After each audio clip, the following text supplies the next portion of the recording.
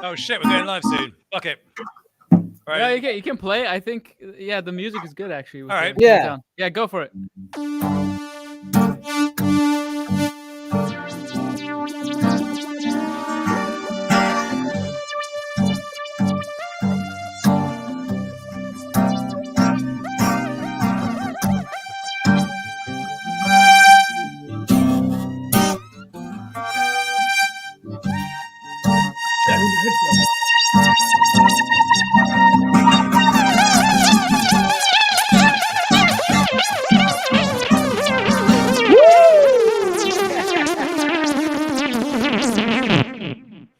Welcome to the NFT show. We have here with us Simon One. We have Vector Meldrew, who's just bringing so much graphical fatness down in the corner of the screen.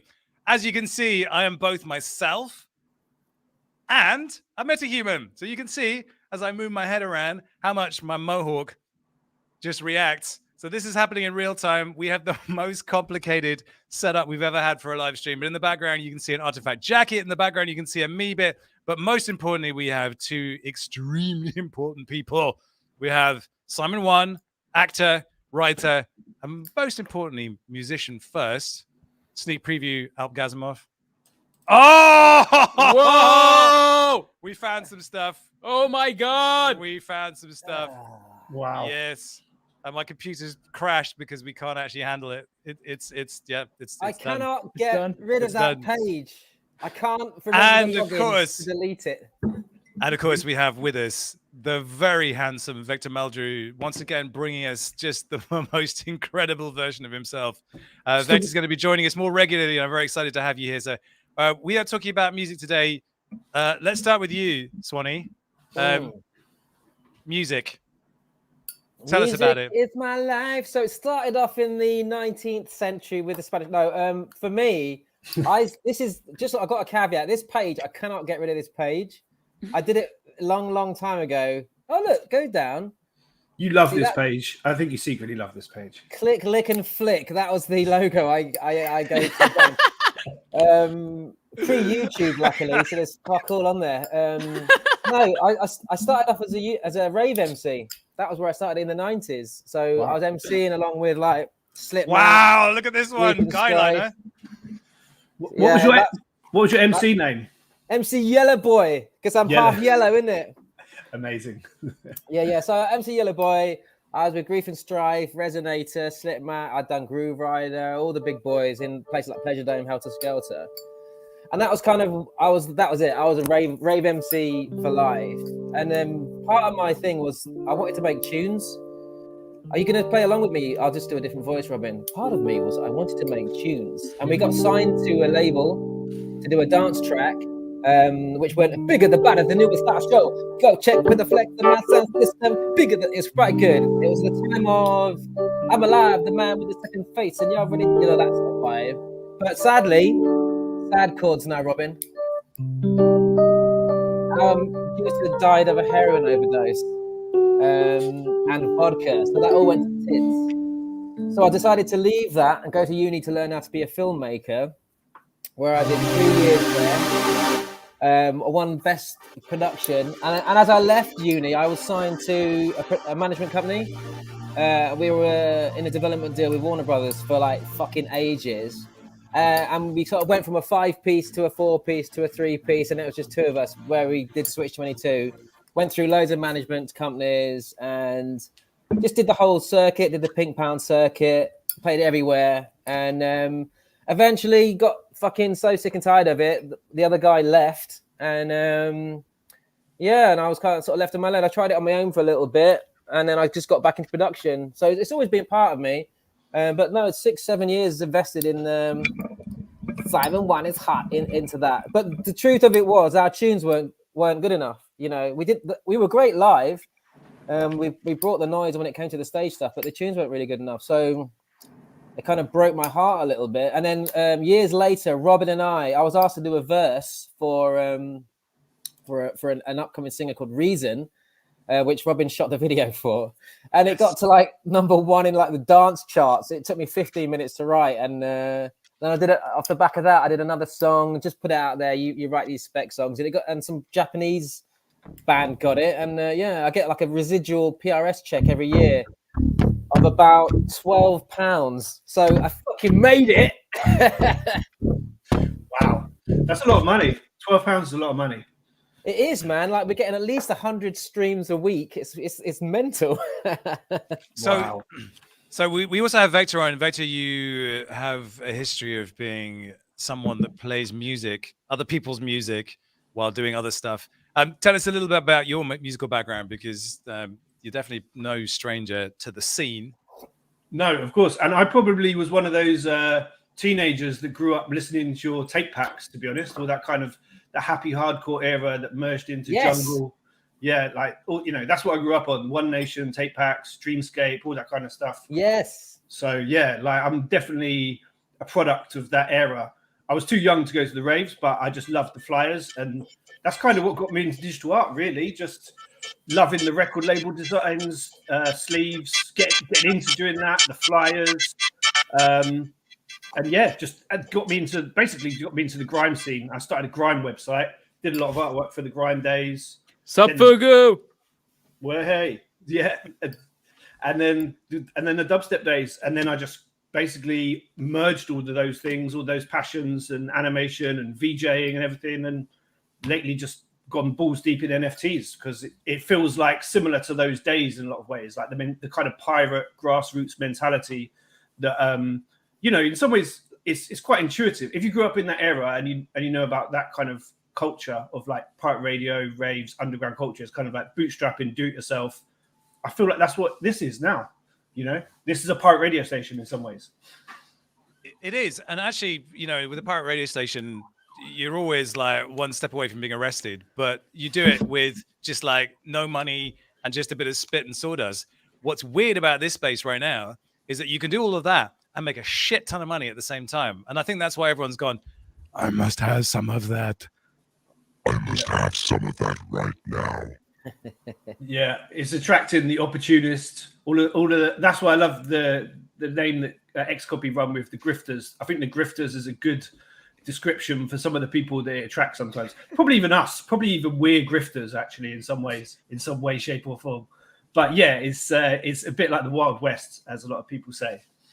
So Swanny, listen, you were pretty good.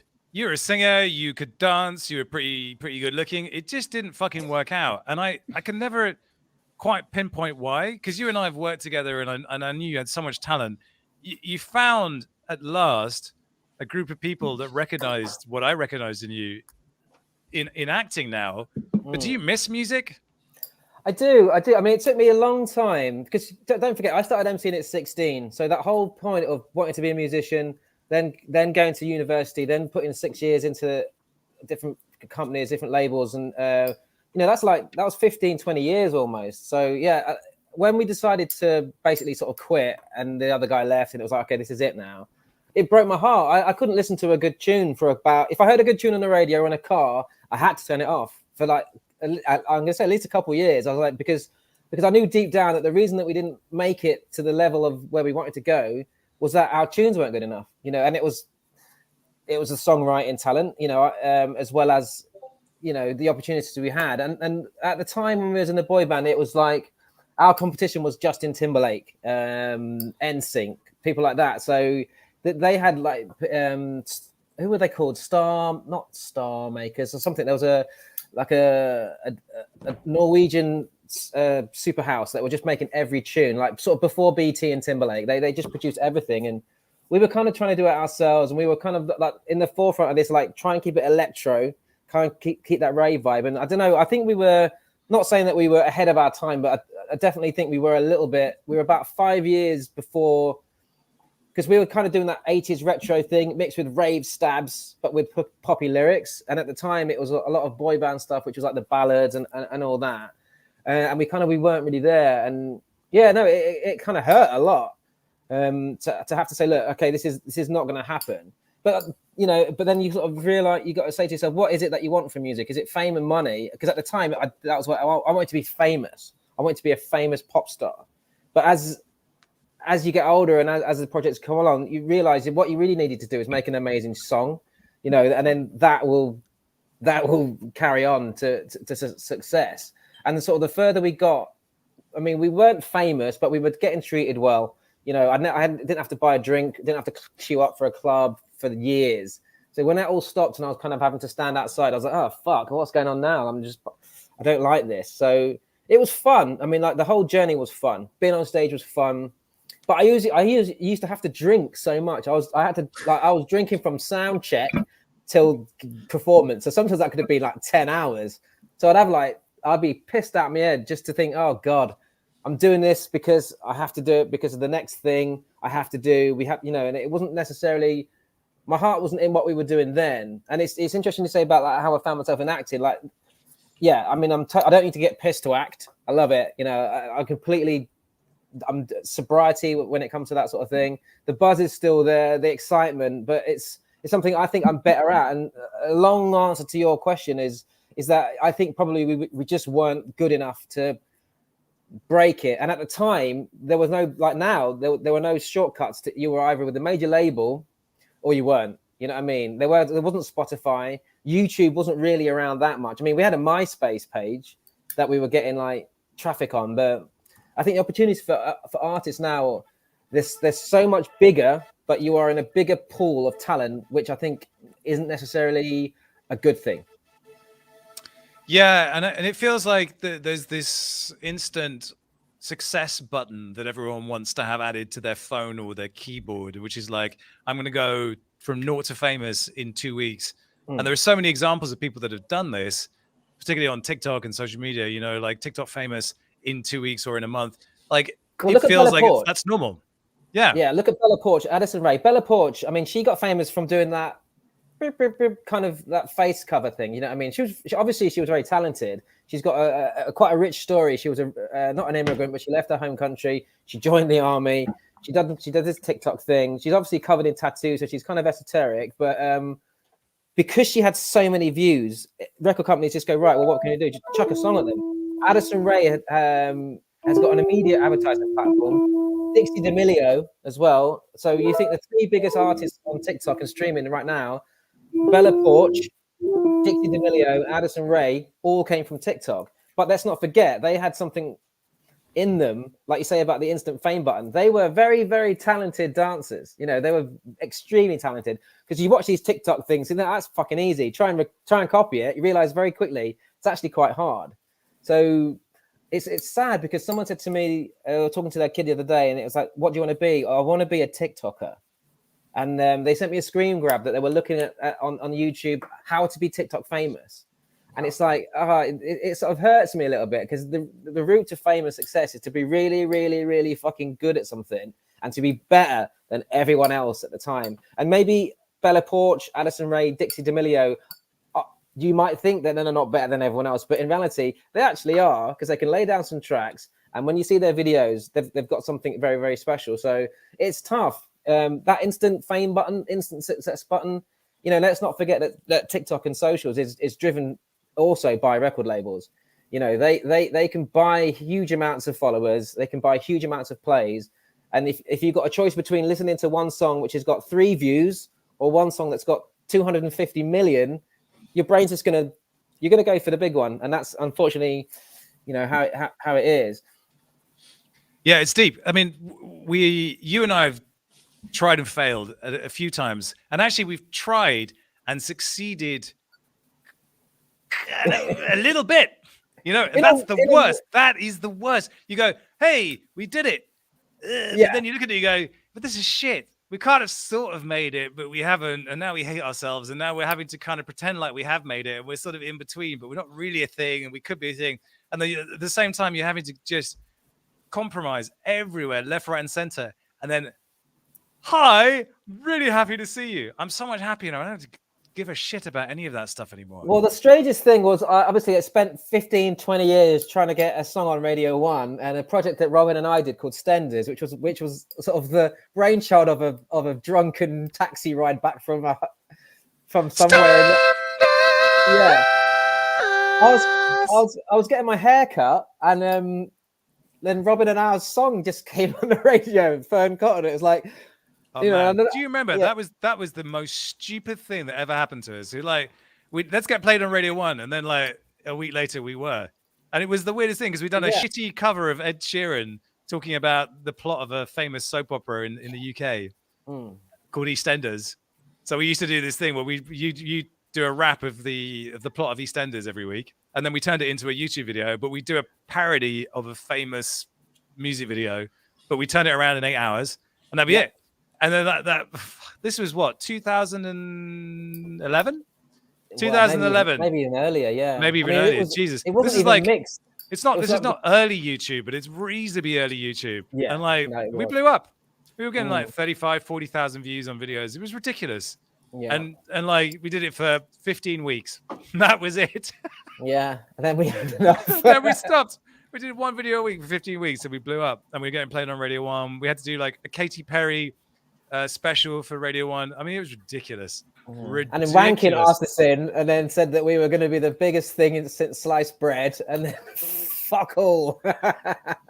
What is the name of this song? Sorry, people can look it up and I can look it up. You can't look it up. It's been restricted on. There's a few things you can find on like Vimeo and stuff, but our main YouTube channel, which was Supermassive Raver, I guess, it's been restricted for some reason. You can't watch it anywhere in the world. We had so much content on there, videos, just fun stuff, and I can't remember the logins, and nor can Robin. So they're on Vimeo. All the standards videos are on Vimeo, but it was us. Not all of them though. Yeah, but I think the funny thing is, like back then, we were trying so hard to do everything. Well, I was trying so hard to do everything perfectly because I wanted to demonstrate something and prove something.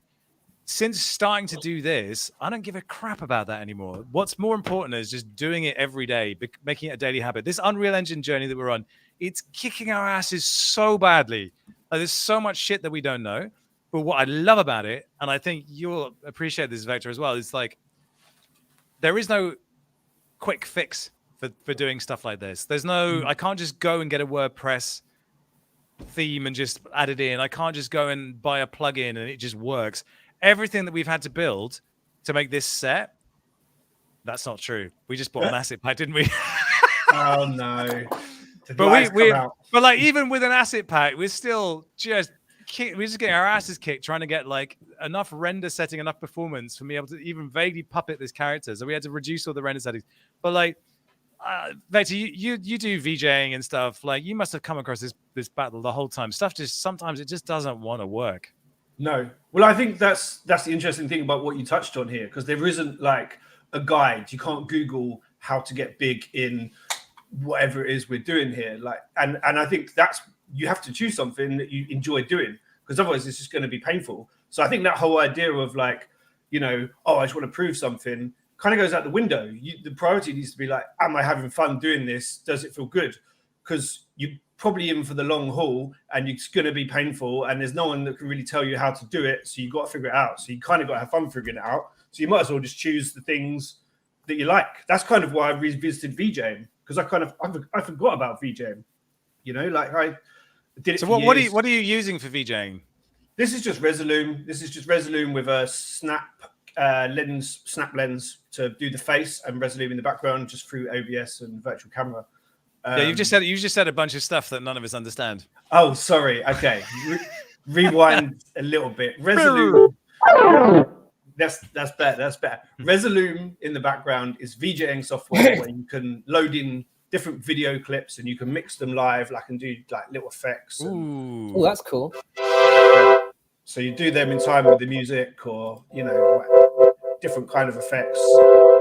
And then yeah, that's more like software that people would use like in clubs, maybe in like a context of a live set. And then the face is just an augmented reality filter that I've built in 3D that runs through a program called Lens Studio that then goes through the standard Snapchat filter, which I think is actually quite interesting for NFTs, because the Snapchat and their augmented reality department seem to be doing a lot of stuff that integrates with the AR augmented reality side of NFTs. So although, you know, Snapchat kind of lost out in some ways to Instagram, they just built this whole suite of tools on the side the whole time. And I think they could be about to have their day. Yeah, it definitely feels like that way. That Ready Player Me plus Snapchat. I mean, the way we're doing it, we have an environment in Unreal, and I'm live streaming using this Live Link app, and it's such a stupid setup. I've got a camera there, and I have my phone there pointing directly at me, capturing my face in real time, and then streaming that data to the MetaHuman, which is there. And now he's woken up again. And so yeah, I mean, if I turn my head, you can see I've got a rat tail, right? But I can't. If I lift my hands up, I can't do shit. And we want this more kind of flexible functionality. We want to be able to stream the camera live. All this stuff is just going to take us a bit of time. And what we realize is like you just need a much, much, much more powerful computer. But that does bring me to another point, which is at the end of the day, Simon 1, somewhere around you, there's an instrument that folk call a guitar. And you can pick that up and just play it. You don't need electricity to play that.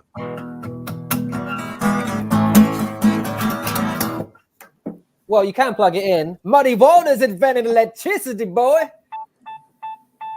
But no, you are right. Electric stuff is, you are kind of anchored to the fact that you need a computer. All right, let's just address this. Probably nothing says you guys seriously talking about music NFTs when one of the biggest meltdowns in DeFi is happening at the moment with Wonderland, Danny Saga. Yeah, we are. The end. Done. Goodbye.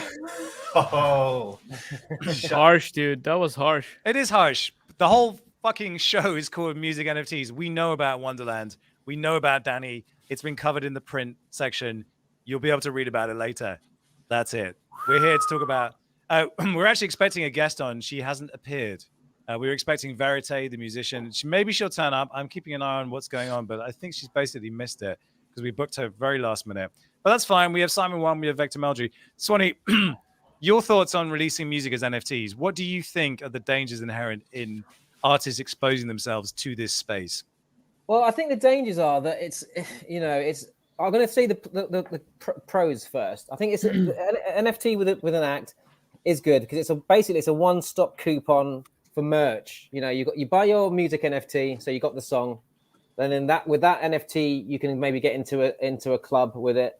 You know, but my main thought about it, it's nothing really that much different from a digital coupon or a digital ticket.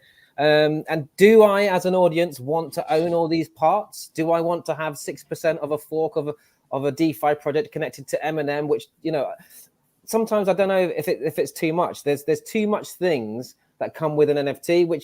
So you've got your music, you got your NFT, and in between that space, people are trying to find something that's just unique and different. And I don't think it doesn't necessarily merit any worth, because if you're talking about music NFTs, the main thing about it is you want to listen to the music, which is a very passive way of enjoying music. Most people listen to it eyes closed or dancing, not stuck to a computer connected to a stock exchange and worrying about how much staking and earning your different tokens are making it. I think it's a little bit too much. I think if you have an NFT, you buy the song, and that might give you some extra perks digitally. That might work in a metaverse, like a digital concert as such. That's cool. It's not necessarily anything different from buying a song and then buying a ticket online for an event, either metaverse or physical. And also, like, a lot of the resale value on NFTs is, oh yeah, but you've proven that you've owned it and you can sell it again. How many times, do you think teenagers are going to buy a song off their friend on a lower rate NFT? So you spent £5 on an Eminem NFT and they don't want to listen to it anymore. They're going to sell it to you for £3. I mean, then don't, music, everyone just goes to YouTube for music or Spotify. Music is a tough one because it's not aimed at the performer anymore. I mean, if you look at the Spotify breakdowns on how much people actually earn, you've got to be doing billions of plays to actually earn any money anymore. And I mean, if you want to look into the area of where it's going to boom, probably is more like the K-pop, because their audience is already into metrics. They're very interested in how many times their favorite singer is singing in a band. So you'll have metrics on YouTube. You'll have YouTube cuts where it's only that person. And if you can apply that with NFTs to that area, then probably cool. So if you've got a band with 5 people in it, you like one person, you buy their NFT, and all the content you see is focused on them. Yeah, that's cool. But Wow, Yeah, that's very interesting, actually, because I have recently started. I can't say too much about it, but it's coming out very soon. But I have started dipping my toes into that kind of K-pop NFT arena. So I've been doing a bit of work there, and I think it is really interesting, and it is a slightly different type of fan culture. So it's interesting to hear how you think that would work there. I also wonder if, like, you know how. I mean, I agree with you on like the kind of speculation aspect of music and the utility. It doesn't necessarily need to be added, but I get a lot of producers saying to me like, or musicians saying to me, like, how do not K-pop ones, but more UK ones that I know. They're like, how do I get into NFTs? And I wonder if like there's some maybe they're still looking for a platform, let's say Audius or the decentralized Spotify. So maybe what you think that could do, or if we need something like that. And also B, if you did have to think about the speculation aspect, which might just be unavoidable, do you think there's value in the way like back in the day you'd have certain DJs that only had certain tunes from producers, in the form of what they're called dub plates, right? So there was value in kind of being first, being connected, and you having this kind of music because you would be the only person that plays it. But then you couldn't really monetize that, or maybe you could if like you get certain gigs, but not in the same way. So now, is there like a value in the collector of the music being able to get something first and use that as a platform, and maybe that adds an extra dimension to music that we used to appreciate in those kind of underground days that kind of got lost now with the internet, but in some ways could come back? What do you think? I think there's definite value in that. If you think about, like you say, in terms of a digital dub plate, but where the application lies from that would be the only way you'd be able to control it is either a live event or say a metaverse event. So if you have a metaverse rave, and you know that your favorite DJ or act is only going to drop that tune to those people that have got that NFT or subscribed to it, then that's kind of good. But that's the kind of exclusivity thing that kind of I don't know in terms of big business where it'll be popular, because it's kind of you're shutting out a big part of the audience saying, well, you can't listen to this song unless you've got this, which is true anyway. But then the nature of sort of rave and the dub plate thing, it was all about piracy and spreading it out. And you kind of, as an artist, want more people to listen to your music. But going back to what you said about the K-pop thing, I think that's where it will lie, because their fan base is so hungry for very, very what do you call it, procured stuff. So if you like one girl's dance routine, you can, I mean, it's all available by YouTube now. I'm going to use Blackpink for instance. So Blackpink's a band, they're the biggest band in the world. You like Lisa, so you can, using YouTube, just find all video cuts that are just Lisa. They're all zoomed in. There's special cameras that kind of make them smaller. You can have it so there's options of cutting everyone else's vocal out, so you can only listen to your favorite one. And they're kind of used to that in the East, like the South Koreans, Chinese, Japanese. They're used to that very myopic view of who they like. Is it a good thing? I don't know, because then what those metrics will do is they'll say, well, if Lisa's getting all the hits, then we're going to get rid of the other acts, the other singers. But then you flip it around in terms of, okay, you've got your favorite one and you want all your content to be driven by that because you've bought their specific NFT, then yeah, I think that's good. But the application of it is metaverse, or, will it work in real life situations? I don't know. I don't think it's going to make any difference in terms of the live performance aspect and just the passive listening experience. But the YouTubers and the digital stuff that I just want content from my favorite girl in my favorite girl band or my favorite boy in BTS, 100%. I think there's application there. And the digital dub plates. I mean, digital dub plates. I mean, what do you mean by digital dub plate? So in the old days, a DJ would maybe cut a dub plate. So they'll go to they'll make a tune and they'll press one dub plate, which maybe had 200 plays. So if you wanted to hear that dub plate, you'd have to go to a rave, and there's a limited spin on how many times you can really play a dub plate. So so if Groove Rider had done a remix of Ace and Omni Trio or something like that, he's cut the dub plate, and the only way you can hear it is to go to that rave. That's what the dub plate would be. And if the dub plate was good, then they'd do a press of it. I mean, could you do that with NFTs? You know, you only have a certain amount of plays. You can do anything with NFTs. You can make coffee with NFTs. Yeah, but that's you the can mow thing your about lawn NFTs. with NFTs. NFT doesn't mean anything. NFT doesn't mean anything. NFT is just, I don't know. It's just technology. NFT is not art. It's not music. It's not anything. It's just a method of wrapping data in a way that can be easily transferred and confer ownership to the person that has spent too much ETH for it, or Cardano, or anything else. It's a digital ticket. I have a good question here, which is the role of technology in all of this, and the role of data. Because you were talking about K-pop, and you were talking about the analytics-driven filter bubbles that allow people to see this and only this because I aren't only this. Where is the room for the outlier in all this? Because we know that outliers are what drive innovation and what drive creativity. And if I've really responded to this recently. My own the ease of access for kind of discovering stuff and referring stuff. If I'm coming up with an idea now, I don't use YouTube anymore. I don't look it up on Google. I just listen to my brain, and my brain says there's an idea and you remember this. So like maybe I have a reference from Platoon, the film Platoon, and I know it in my head. Rather than go and watch the actual thing from Platoon, I'll just use the memory of it to drive how I reference it rather than going back to the original. Because the problem is if you go back to the original, you start to pastiche it. And the pastiche is never as good as the original. And pastiche is bullshit anyway. And I feel that's what almost 99% of artists are doing. They're pastiching something. And it's much better to just allow the memory to be color to drive an idea.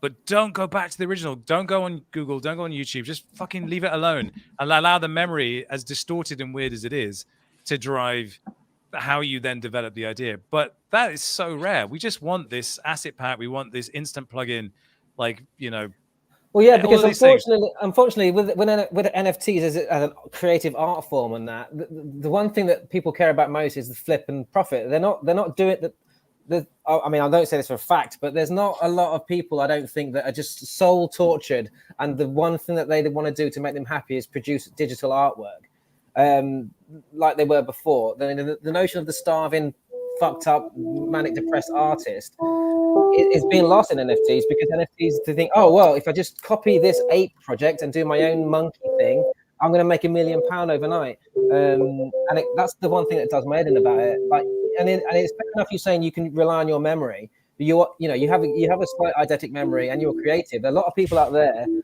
they want in on NFTs, but then A, not creative, B, not very good, and C, don't necessarily deserve to be in that space. Because they just see money. Talent shows, TV talent shows. You are good. You're a snowflake, beautiful thing. No, you're shit. You are shit. I mean, that's not like. Know your shit. I am so nice to people. I think honestly, I should be just much more of an asshole to people and just say it straight. No, you're terrible. It's the worst thing is when you're a dad and your kids, they're struggling through stuff, and like you're so positively reinforcing them, because that's what you do as parents these days. It's a real tough one. Listen, I want to go through some music NFTs that I have seen of late, because we can just kind of get a feel for what's going on. The reason I wanted to put this session together is because music just feels like it's having a moment right now. I see so much interesting kind of work being done. Some of it's good, some of it's bad. First up, Warps by Warp Sound. So, Vex, you've got an insight into this one, and I know way less than you do. So why don't you give us a kind of some background on this one? I have actually followed this project since the start. It had a few different names. I'm not too sure what I can say and what I can't say, but if I had to give a surface level overview, it's definitely they were quite forward thinking. Like, they were going down this route before NFTs, and they, it's this whole idea of like the virtual avatar, looking at things like gorillas, Little Michaela, but something that's more appealing to our kind of audience, really. I mean, Little Michaela is the kind of thing, it's an influencer, and it's supposed to be like the most appeasing influencer, but this is more like underground music, or it's all AI composed music, which is forward thinking in itself, that they were contributing to something called the Google Magenta database, which is one of the main databases that people pull AI code from in order to make music. So they were actually contributors to that, which is what a lot of people are working off. And when NFTs come along, it was just a perfect project to pivot onto something like that. So the idea is that you have these characters, but these characters will become essentially like influencers or artists in their own right, and the whole thing will be completely generated by AI. Actually, one of my favorite things about this project was you might have to dig around to find it, and I hope people do dig around to find it. But before they were doing NFTs, they were doing Twitch streaming, and they did a really cool thing with a guy called Sushi Dragon, which was where Sushi Dragon, I think, does some of the most like cutting edge live audio visual effects. He does Twitch streams for hours, and he just does all these like. Have you seen him? He just does like. Yeah, he's built all these rigs and he does all these live effects. And he did a live stream with them whereby he was basically using audience interaction to influence the music and the characters DJing live. So he was doing his live effects. The audience was feeding into what he was saying, and that was being output into these virtual avatars, both audio-wise and visually. So in terms of like their journey and what they're doing now, I really respect the fact they were doing this before NFTs, and I really think they were integrating quite a lot of, cutting edge, forward thinking things. So I'm really excited to see what they do with this.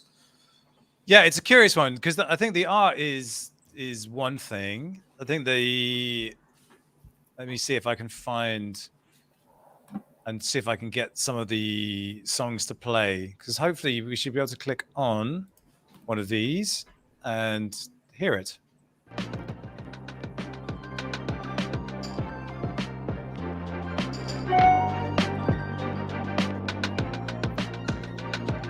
I got a robot face. I got pink skin and yellow lips.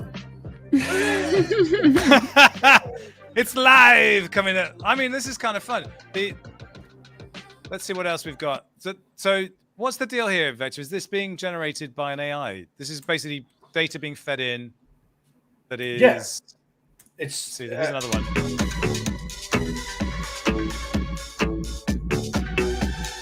Yeah, this is all AI. I think the application of this as well. Imagine there's a rave. So you've got your, I mean, I guess this is what they are doing, but you have your DJ, and as the audience, you will submit your NFT, and maybe that makes the cut, maybe that makes the mix, you know what I mean? So they can have that with the visuals as well. So if you've somehow stumbled on a really banging track, because I mean, there's going to be a lot of dog shit on there is, but you might have a banging track, and your AI is generated itself. Is that necessarily a given that it's dog shit? No, but there is going to be dog shit. I mean, otherwise all tracks are good. So here's another one. This is Fluff World. Fluffs are basically, they're party monsters. They're all kind of doing. Hey, this is nice. I'm gonna rap over it. Keep playing it. Yo, let me read. Like, oh god. Here we go. Yeah. Here we go. go. Wait for the drop. Where's this beat? Old school. Yo, I used to think like this thoughts on my chest, dealing with the stars of today's news culture. Some don't listen, but it really doesn't matter. Like the message in the eyes of the people left over. Yeah, that's a banging tune. Bigger the battle, the newest style show. Go, get with the flex and my sound system. Bigger the battle, the newest style show. Go, NFT's gonna make you rich. Come on, yo. Yeah. So that's Fluffs. There's Party Bears. I believe Party Bears also have some music embedded. I'm not sure if I've got the right ones. Here we go. So Party Bears are hilarious. It's from the same team, but they've got like, oh my god, like look at this dude. Look at this dude. That's Big Nasty. I'm a purple Chinese bear. I'm a purple Chinese bear. Come on, get me. It looks like Big Nasty. I like him. See, that's banging. Wow. But the nature of dance music is quite, they get so me and Alp last year, we started digging heavily into Ableton because we were done after a year of making video content. We just needed to do something different. And we dug into Ableton. Ableton is amazing. Ableton integrates with Unreal in a really beautiful way as well. And we've got the option to do all sorts of OSC and MIDI controlled events, triggering things. So what we've discovered, like just like you, Vector, we want to take these digital assets and puppet them. We want to be a fluff and tell you about DeFi. We want to actually embody the things that the metaverse is supposed to be about. But the fact is, there's no rules yet. There's no one to tell you this is the way to do it. We're just going to go and do it. Here's another one, Rave Pigs. Wow. So this is the Noise Boys. These ones are these ones are filth.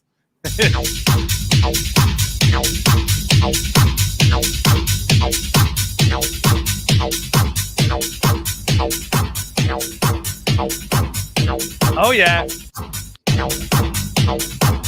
So it's just a loop. It does what it says on the tin, doesn't it? It's definitely. It really does. It really does. Yeah. Let's have a let's see if we can find another one. Oh, this is naughty. Yeah, that's more like it. It's 3 a.m. Fuck yeah. Oh yeah. So what else? And this is Stellar Senses. This is a slightly different one. This is from a team called Nota, and these have a very different vibe. They actually look They're really cool. beautiful. Yeah, they look really nice. Let's see if we can have a listen. Different vibe.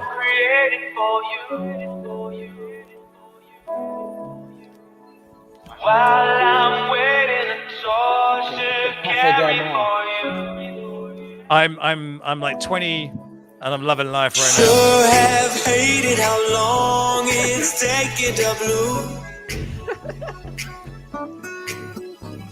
You can't keep bearing the burden. Can we go back to the pigs, please? Under you. Alp doesn't like it. Let's go back to the pigs. I love the pigs. Gracefully, I tell myself that there's a dose. Go back to the pigs. The pigs have it. The pigs have it. I see a few rave pigs in my day gurning off fucking bad pills. The rave pigs. So these things are like, I don't know, what are they? 0.034. These things are cheap as chips right now. Chips as chops. Wow. More rave pigs. I mean, I think there's something. This is pretty hard.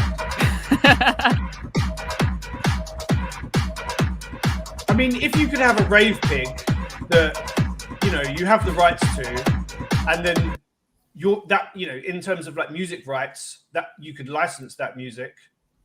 Surely that's like on the roadmap of some of these projects, right? As Yeah, but what does that kind even of what they're mean? saying? What does that even mean? I mean, like licensing music. Like, what does that mean? Well, fortunately, later on, we're going to have Mike Darlington from Monster Cat, who's a record label owner, and he's doing some crazy things in NFTs. And he probably has a much better handle on all that than I ever will, because he's been in that position of licensing music, having artists come in and doing libraries of stuff. But I honestly don't know what that means. Like, isn't everything free now? Basically, like whatever you put out in the world, if it's on the internet, it's free. Or am I wrong? You pay for licensing for stuff you use on this channel, right? You have to pay some kind of rights or some kind of package to get a load of stock music. Yeah, we do. I mean, like one of my good friends in London is a film composer, and there came a moment where it was just like, well, our job is just gone, because Audio Network came along and they just allowed TV programs and anyone else to get a decent level of kind of composition with stems, and then it's just like, well, where's the room for the composer in all of this? So we use Epidemic Sound. There's no real reason for why we use Epidemic Sound, except that it's reasonably cheap and it's reasonably good. But I wish we didn't have to, because it just feels like we're not supporting musicians the way we could do. And I think one of the things we want to look at this coming year is doing more to plug in more contributors. Maybe it's through a DAO, I don't know, but to really walk the walk, like we talk the talk, but let's walk the walk as well.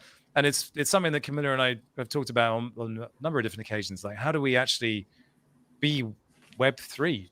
Like, how can we be Web3? Let me just jump in. So that's fine and that's great, but in terms of ease of use, so now with Epidemic Sound or the Artist.io, you literally type bells and whistles. I like bells and whistles. You can literally type sad song about nature with happy at the end, and you'll get it immediately, and it'll cost you 30 cents.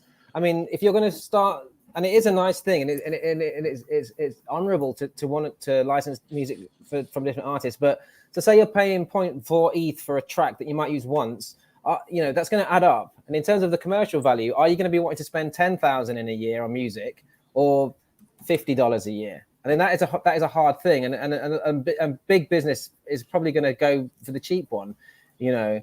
I think what it is it gives opportunity for lots of artists to make a little bit of money, and like Vector was saying, you know, earlier, it's you get your tunes out there, you might get a little play. It doesn't, but like I say, it doesn't necessarily mean you're going to be the biggest thing in the world. And if people are comfortable with that, then that's fine. You are going to get these things that will come to the surface that, because of the zeitgeist, because of the way the world is, that are just going to hit and be that big thing. But as you said, Supermassive, Robin, everything's free.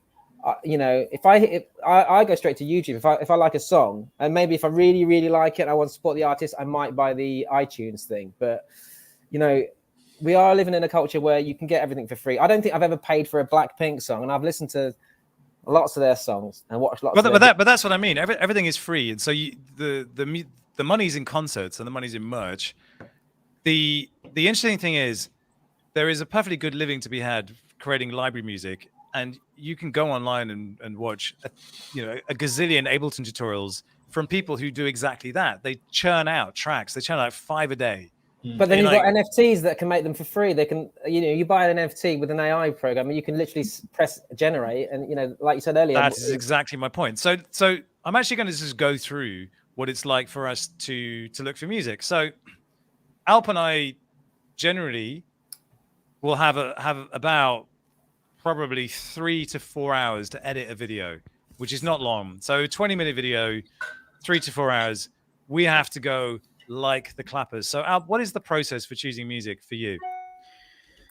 First rule for choosing music for the Defiant is, I guess, choosing instrumental music, because we don't want the vocals to overpower whatever you're saying, right? So we go for instrumental stuff. So we filter out by instrumentals. And then I guess we want something that is rather chilled out, lo-fi, you know, just something hip-hoppy. And that's the sort of vibe we're going for, especially for like tutorials, first looks. So I don't want to cut you off, but we have a guest. We have Verite. Verite, how you doing? Welcome to the live show, NFTs. We're talking about musics. So Verite, welcome to the stream. Verite is a Brooklyn-based singer-songwriter and someone who's plunged headfirst into the world of Web3, NFTs. I'm so excited to have you on the show because you're doing it, you're living it, and I wonder if you could just start by telling us a little bit about yourself and your journey over the last 12 months. Yes. Hello, friends. Apologies, I'm a second late. Time zones are hard, but I'm so excited to be here. And yeah, I mean, I really made a decision to commit 3,000% into this new world when I recognized that the systems and platforms and tools that I had used to build my career were no longer serving me, right? It's like all of these platforms were essentially cutting me off from the communities and fan bases that I had spent years building. And I found that to be extremely frustrating. And so I spent all of 2020 looking for tools to connect direct to my fans, and I found a few. And then when I was introduced to the wonderful world of Web3, this feels like a place where there are limitless tools that we can develop in order for artists to have full control over their relationships with their community and create mutually beneficial situations with that community and provide just new tiers of value for them. So I've just been exploring all of that wonderful stuff, and it's been a wild ride. There must have been a moment, excuse me. There must have been a moment when the lights came on where you realized that this is the thing that made sense for you as an artist. What was that moment? I think there were a few moments. In COVID, I started a podcast called Anatomy of an Artist, where I was interviewing artists about the intersection of how they create their art, how they live their lives, and how they build their businesses, and how as artists we're supposed to navigate those things. And I had RAC on my podcast relatively early in like November of 2020. And we talked about how the music industry was so bad at valuing their number one asset, the music. And so from my perspective, you know, the baseline of music is free, and I think that's inherently good. I don't think that you should have to have a lot of money to be able to experience a wide variety of music and art. But the unintended consequence of that is no one is willing to pay for music. And so what that conversation did for me was turn on the light of like, okay, both things can be true. Music can be free, but as artists and as entrepreneurs, we can experiment with creating tiers of value on top of free in new ways, right? It's not going to be the pure digital asset, but we need to create a new experience around that. And so that's when the light went on. And then I feel like with each experiment that I've done, additional lights have turned on. And it's been like, oh, I can stretch this in this direction, or we can tie it to real world assets that maybe are going to allow the fan onboarding process to be easier. And so it's definitely a gradual process, but now I've drunk the Kool-Aid I'm in. You said so many good things there, and I think that the thing that stands out the most is it's a little bit and then a little bit further and a little bit further, and that feels really kind of organic and wholesome and experimental, but also kind of normal. Do you think there's a degree to which the easy access to tutorials that will tell you exactly how to auto-tune your voice or how to do, you know, perfect vocals in Ableton has made being a unique and original artist exponentially harder? That's really interesting. I mean, we literally have a whole genre called Spotify core, which is just, you know, essentially algorithmically pleasing music. And I think that it's a both and. I think that democratizing the production of music, which, you know, computers and reasonably priced DAWs have done, is, again, it's inherently good. I think that more access is good, but then it creates like an oversaturated pool of artists vying for the same spots. And so I don't necessarily think it's quote unquote harder. I just think the people who succeed in art, in business, are people who differentiate themselves, know who they are, offer something unique, and then proceed to build something beautiful out. So I think that from my perspective, it's like if you want to make kind of simple, algorithmically pleasing music, that's cool. And you can actually be wildly successful doing that. But if you want to be a unique artist that has their own perspective, yeah, it'll probably take more effort. But in my mind, it'll be way more rewarding. Like I've always made music that's left of center. I've always operated in my career left of center. And so I've just kind of embraced that, like, I'm playing my own game. And I guess the cliche is that you play your own game and you are designed to be poor. And I think that that's the artist's journey. You live this kind of a attic garret existence. You write in a notebook and you are creatively pure, but you're also creatively poor. That's changed now. And do you think that's healthy? I do. I think that even in the music industry, it's so taboo to talk about money, right? It's like, oh, we're artists. We don't talk about money because we don't care about money, right? And it's just like, I've been advocating really for the last 7 years of my independent career that artists need to be entrepreneurs. Artists need to understand the business that they're participating in, because when you inject money into art, it changes its DNA. Right? If I'm just creating art with no financial incentive, that is accessible to all. But if we're creating businesses that need to sustain within a marketplace, right, it's just a pragmatic shift of focus. And I believe that both actually can exist. And again, if we're creating unique value propositions and worlds and environments for fans to exist in, like, we can do both. But we also, as artists, need to understand what's in our contracts. What are we signing away? What are the businesses that we're going to build? What are the constellation of revenue streams that we have coming in that are going to sustain said businesses? Like, where is our capital coming and what am I giving away for that capital? Right. And I think that that's kind of how I started my journey, is like I bootstrapped all the money from like tips from Applebee's in Times Square. Right. And so I understood, okay, I'm investing X amount, and I understood the risk of that. And then I understood where all of that money was going because it was my money. And there's such a detachment between artists and the business. And I think that in the traditional music industry, I'm just too intense for people, right? But in Web3, I found people who like understand and speak my language and like meet this intensity with an equal amount, if not more intensity for like, cool, what are we going to build? That's, forgive the pun, music to my ears, because Swanny, who's Simon One up here, he and I have been creative kind of co-conspirators for so long. And literally the word that you come to expect and hear the most often is no. And in Web3, the word you hear the most often is yeah.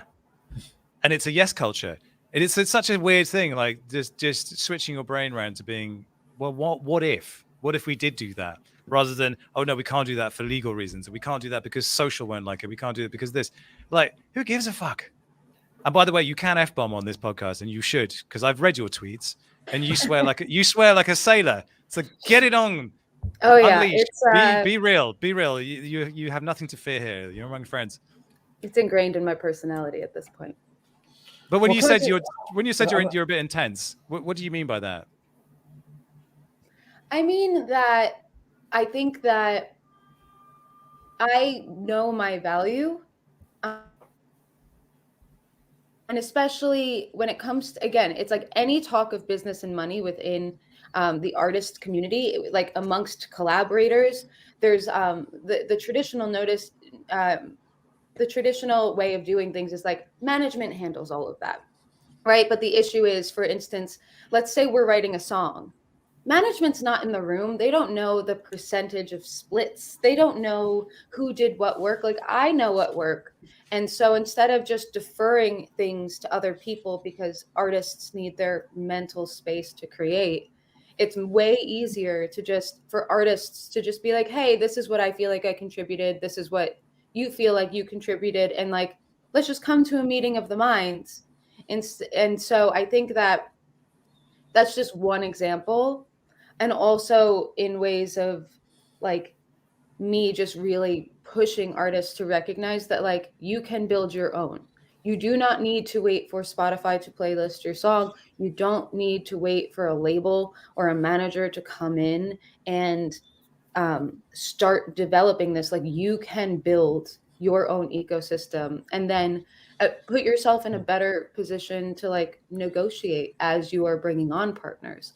And I think that, again, those conversations, it's just like we're still battling that artists only create art. And I think that honestly, that's the luxury position. Like, I would love to just actually, no, I'm always going to be this psychotic on the business side, but I just think that that's for the top 0.99%, right? And like, everybody else needs to be practical of like, what is it going to take to build something that is going to cut through the clutter?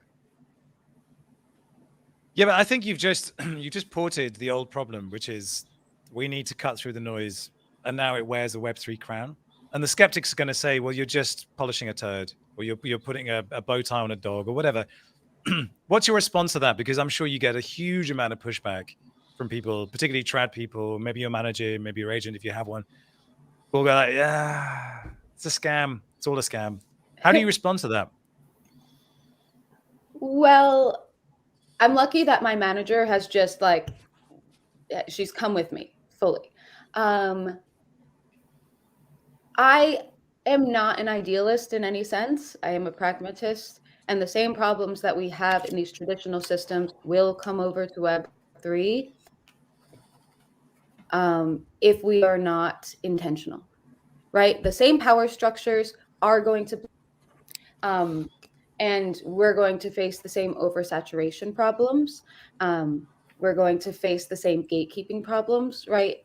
That being said, it is a whole new subset of tooling that if we build it correctly and we build it with accessibility and diversity and intention, what we can do is allow artists to be in control of those tools without the intermediaries. So from my perspective, like, I view, yes, Web3, there's vibrant communities, everyone's excited, but I'm viewing it as tooling. And it's just like, what tools can I ideate, pilot, and then scale out for other artists to use that are going to allow artists to be the center of their own businesses and not be fully reliant on platforms, right? We're always going to have to utilize platforms, right? I don't want to build my own platform, right? It's that being said, it's like, how do we put artists at the center of that and empower the core of the team?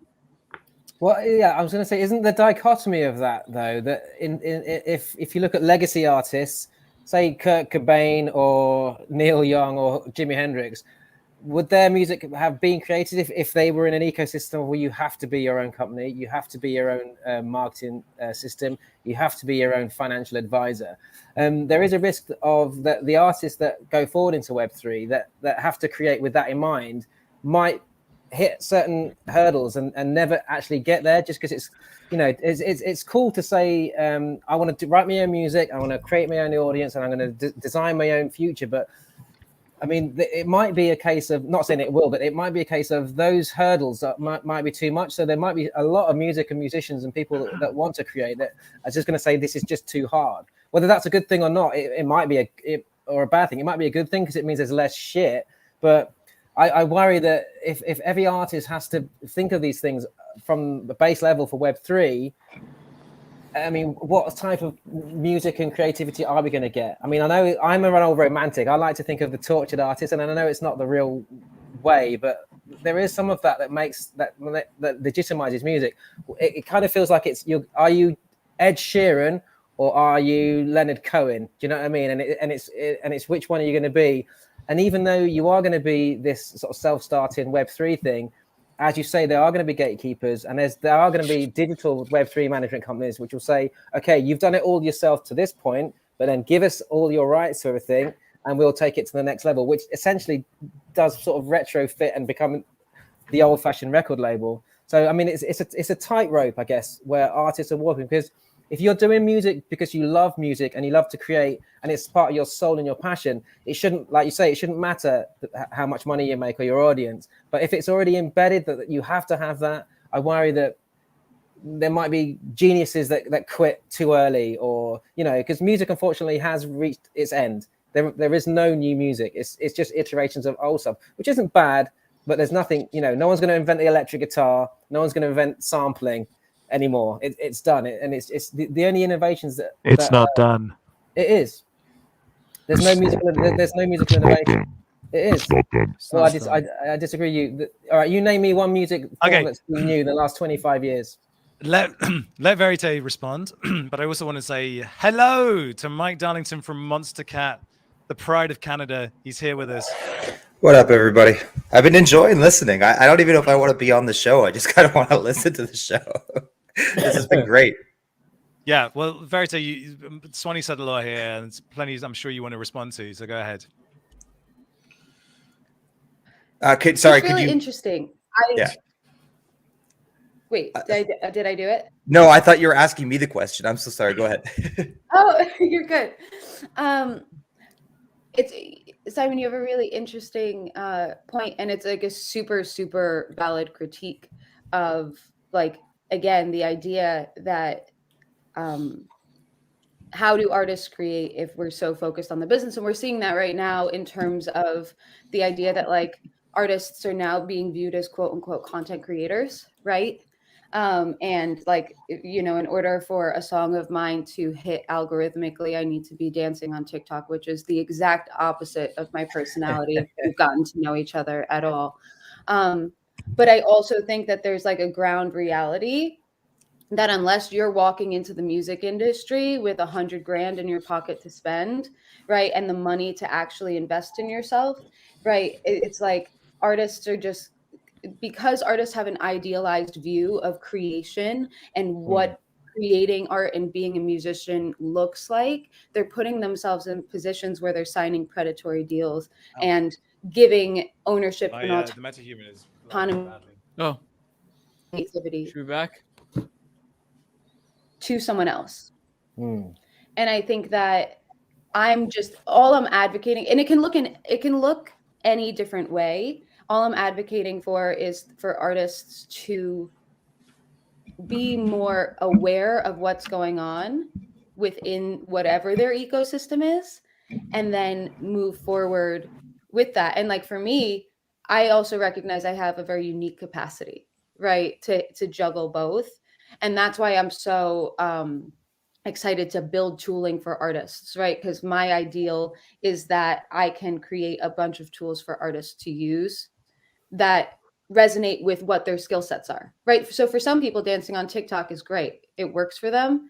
For other people, it's going to be generative art. For other people, it's going to be all of these different things, but also recognizing that, like, I just want artists to have really healthy businesses and people around them. And so, but it's a really creating under time constraint. Oh no, she's gone. Verite. That was a good point. Justin was cut off. Mike, I think you're on mute, man. I am on mute. Mike, what's your take on this? Because I see you nodding your head and looking at this as a label boss of Monster Cat. Does this resonate with you? How do you manage artists?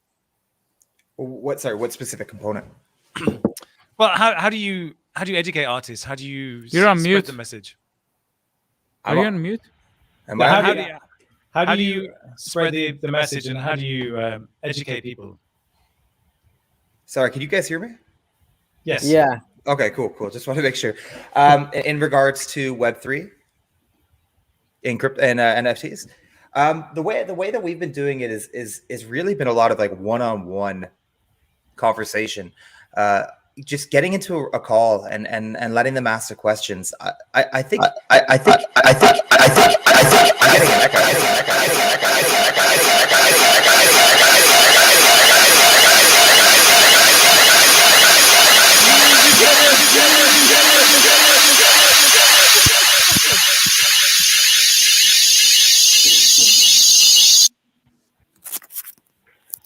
That was epic.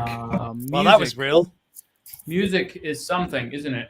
What is going on? I'm getting this crazy echo. I'm only in one stream. Something went really wrong there.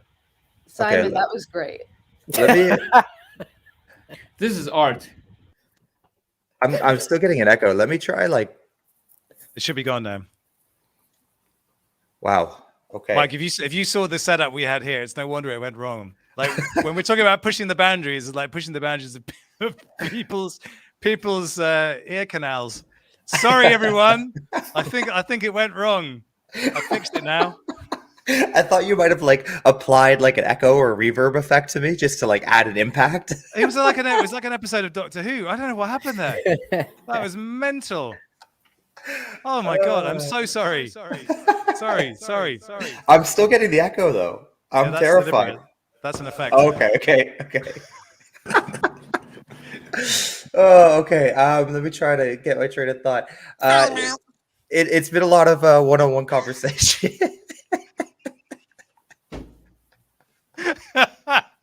I'm sorry, that was so bad. Wow. Well, at least you fixed it. Anyway, as you were. Go ahead, Mike. I'd say that the issue is partially been education, but the biggest problem, to be honest, I've been seeing is that it's fear. It's just straight up fear to give this a shot. Fear of what the fan base will think. You know, they've put in so much work building their audience, and they don't want to risk that, especially in the modern climate.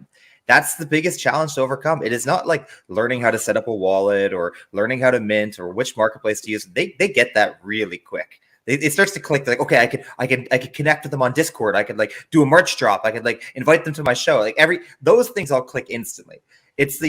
But I don't want to talk about it on my socials. That's where it starts to like, okay, well, we got a problem here. Verite, do you get the but NFTs are bad for the environment argument thrown at you? Because that's an easy stick to hit us with.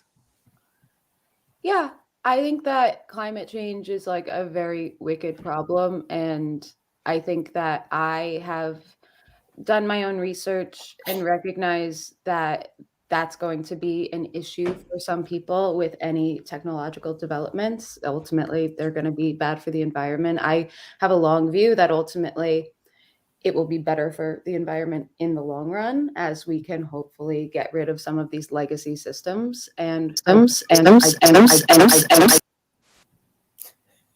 Was that me? No, That was my computer hates me. I have no idea what's going on. But I made a decision that I don't have complex conversations on Twitter. It's not meant for nuanced and difficult conversations. And so if people want to have a conversation with me about the environmental impacts of NFTs, they can come on my Discord and I'll just have long form discussions with people where I'll talk, they can long form and we can like debate it out, because I think that it's way more productive. And I've actually had a lot of really interesting conversations with fans on Discord about NFTs and the environmental impact. Mike, you've been one of the people I've kind of enjoyed talking to the most over the last 6 months, because you come from a space where everything's creative and you do music and you put on events and everything else, but you just love NFTs. You love them in a way that is just refreshing and beautiful and exciting and lovely. You invited me into a group where you talk with other like-minded people about NFTs, and we've never kind of got jaded by it. It's weird. I in altcoins and everything else that happened, but what was it that persuaded you that this space was worth, seriously investing in and putting an enormous amount of time into getting behind and making something happen in? I think it's the creativity. It's seeing something new all the time. Like, you have to admit, Robin, like, we're always chatting about something that new that we're seeing. We go through phases, don't get me wrong, where it's just straight degenning and it's like, this was the same project 5 times in a row. Why did we do this? But in general, like, it's every couple of weeks there's something where like, this is cool. This is cool. And it's hard sometimes to keep that level of excitement. And that I guess it's that bit of that serotonin drip of like something new. So I really appreciate that the technology here has enabled so much innovation to come, and it's created this flexible, narrative for anybody. I think that's what keeps me so tied to it on a daily, weekly basis.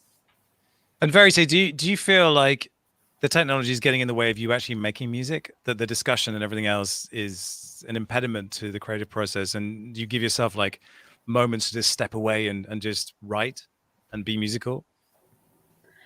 Yeah, I feel like my entire music making journey has always been like, how do I create while I do a million other things? I mean, again, it's like when I started, I was waiting tables like 80 hours a week, right? So there was very little time to create music, and I just did it where I did it as I did it. And now, if anything, I feel like all of this is really freeing. If we're looking at the additional revenue streams that are available, to take pressure off of creating music that only satiates the algorithm. I did a piece with Async that had 246 unique versions of a song that people could cobble together. I'm really interested in generative art and how can I take a song off this next record and create an infinite loop of it and pair that with artwork. So if anything, I feel like it's expanding what I feel is possible for creation. And then I've always been the type of creative where it's just like, all of a sudden I'll have 8 songs and I don't know where they came from, and like putting together the record, right? And so from my perspective, it's like all of this limitless capacity for creativity actually makes it easier to focus on the music, because there's actually less stress about how it's going to be like received outwardly. It's like, oh, I know that I have a core group of people that I'm going to create something really special for, and we'll see how it does on streaming, right? It's no longer a singular focus. Yeah, I definitely resonate with that, because as you can see, I have a digital Unreal Engine version of myself. We did only this last week and people didn't like it very much. So now we're kind of doing a hybrid. But the goal is to move fully virtual and embrace the metaverse and be that thing. But Mike, you gave me a glimpse of what it was that you were thinking this future of music could be in terms of using technology and all sorts of different things at your disposal. Can you tell us anything about that? Maybe relics, maybe where you're moving with Monster Cap? Yeah, I'll start with like the kind of my big picture vision around what Web3 and Web2 music can look like before I get into anything that we're doing. I've had this belief that I don't think it's about one or the other. I think that we will continue to have incredible resources and tools in Web 2 for streaming and for discovery mechanisms to the millions of people. But I do believe that Web 3 has enabled and will continue to enable this incredible ability to connect directly with superfans, to build great engaged communities, and create augmented revenue streams. I'm not an advocate of one or the other. I believe in a more of like a hybrid model to exist. So that's kind of like my general, thesis, my take on this. For Monster Cat, we have a project called Relics, and Relics are basically music digital collectibles. They are songs, audiovisual songs, tokenized on the blockchain, full songs, full animations for those songs that are editioned. So similar to like the art world, you could have a 30 of 30 edition of a song and its album art. But what I got excited about was not like when we were coming up with this idea, it wasn't just a straight tokenizing and minting music on the blockchain. I think that's amazing. I think it's cool platforms doing it, but it's what I started to realize you could do with the rest of the NFT, like with what can be done with NFTs in general, that you wouldn't be able to do with say in the Web 2 ecosystem. One of them being the rarity tools. So I should mention, because you've got our tickets up right now, we've only done the pre-sale. We haven't even gone live yet. The mint goes live. I don't want to say the exact date because I don't have it locked in yet. And probably in the next week or so. So you're looking at just our pre-sale tickets at the moment. Anyways, the point I'm getting at, the NFTs allow us to do some really innovative new technology and do innovative new things we've never been able to do with music. Like the integration into the metaverse, for example. You can now basically make music syncable to different games, play to earn ecosystems. Yeah, exactly. Let's pull the idol up. You could have it work with other NFTs or other digital models so that within the metaverse, you can be playing music to people and do that in a licensed way. That's something that's never been able to be done before. I can go okay, to a game. wait. Okay, yeah. Okay. So hold on a second. Break that down. Okay. What does that mean exactly? Okay, so click on this guy. Or actually, even better, if you go to the marketplace, click on the marketplace. You're piloting me remotely, and I'm a terrible. Which marketplace? This marketplace? Yeah, and then type in Monster Cat. And then type in, click it. God, this is exciting, everyone. Yeah. And then the Genesis idol should be at the top, right there on the right. Yep, got it. And then if you click on that, there we go. So you can just play around with that guy. So this was a 3D modeled NFT where we have created code that when you purchase this NFT, you receive the files, the code, so that you can upload this to Decentraland or any other metaverse environment. And when you walk up to it, it'll pop up a UI UX on the screen on the front of it. That'll actually let you select from the music you have in your wallet, the songs, like a digital jukebox, and actually play music to the people around you. So this was like one of the first test cases we did for what's possible with music that lives within, that's minted on the blockchain, that's in your wallet. Can you then create experiences for people around you?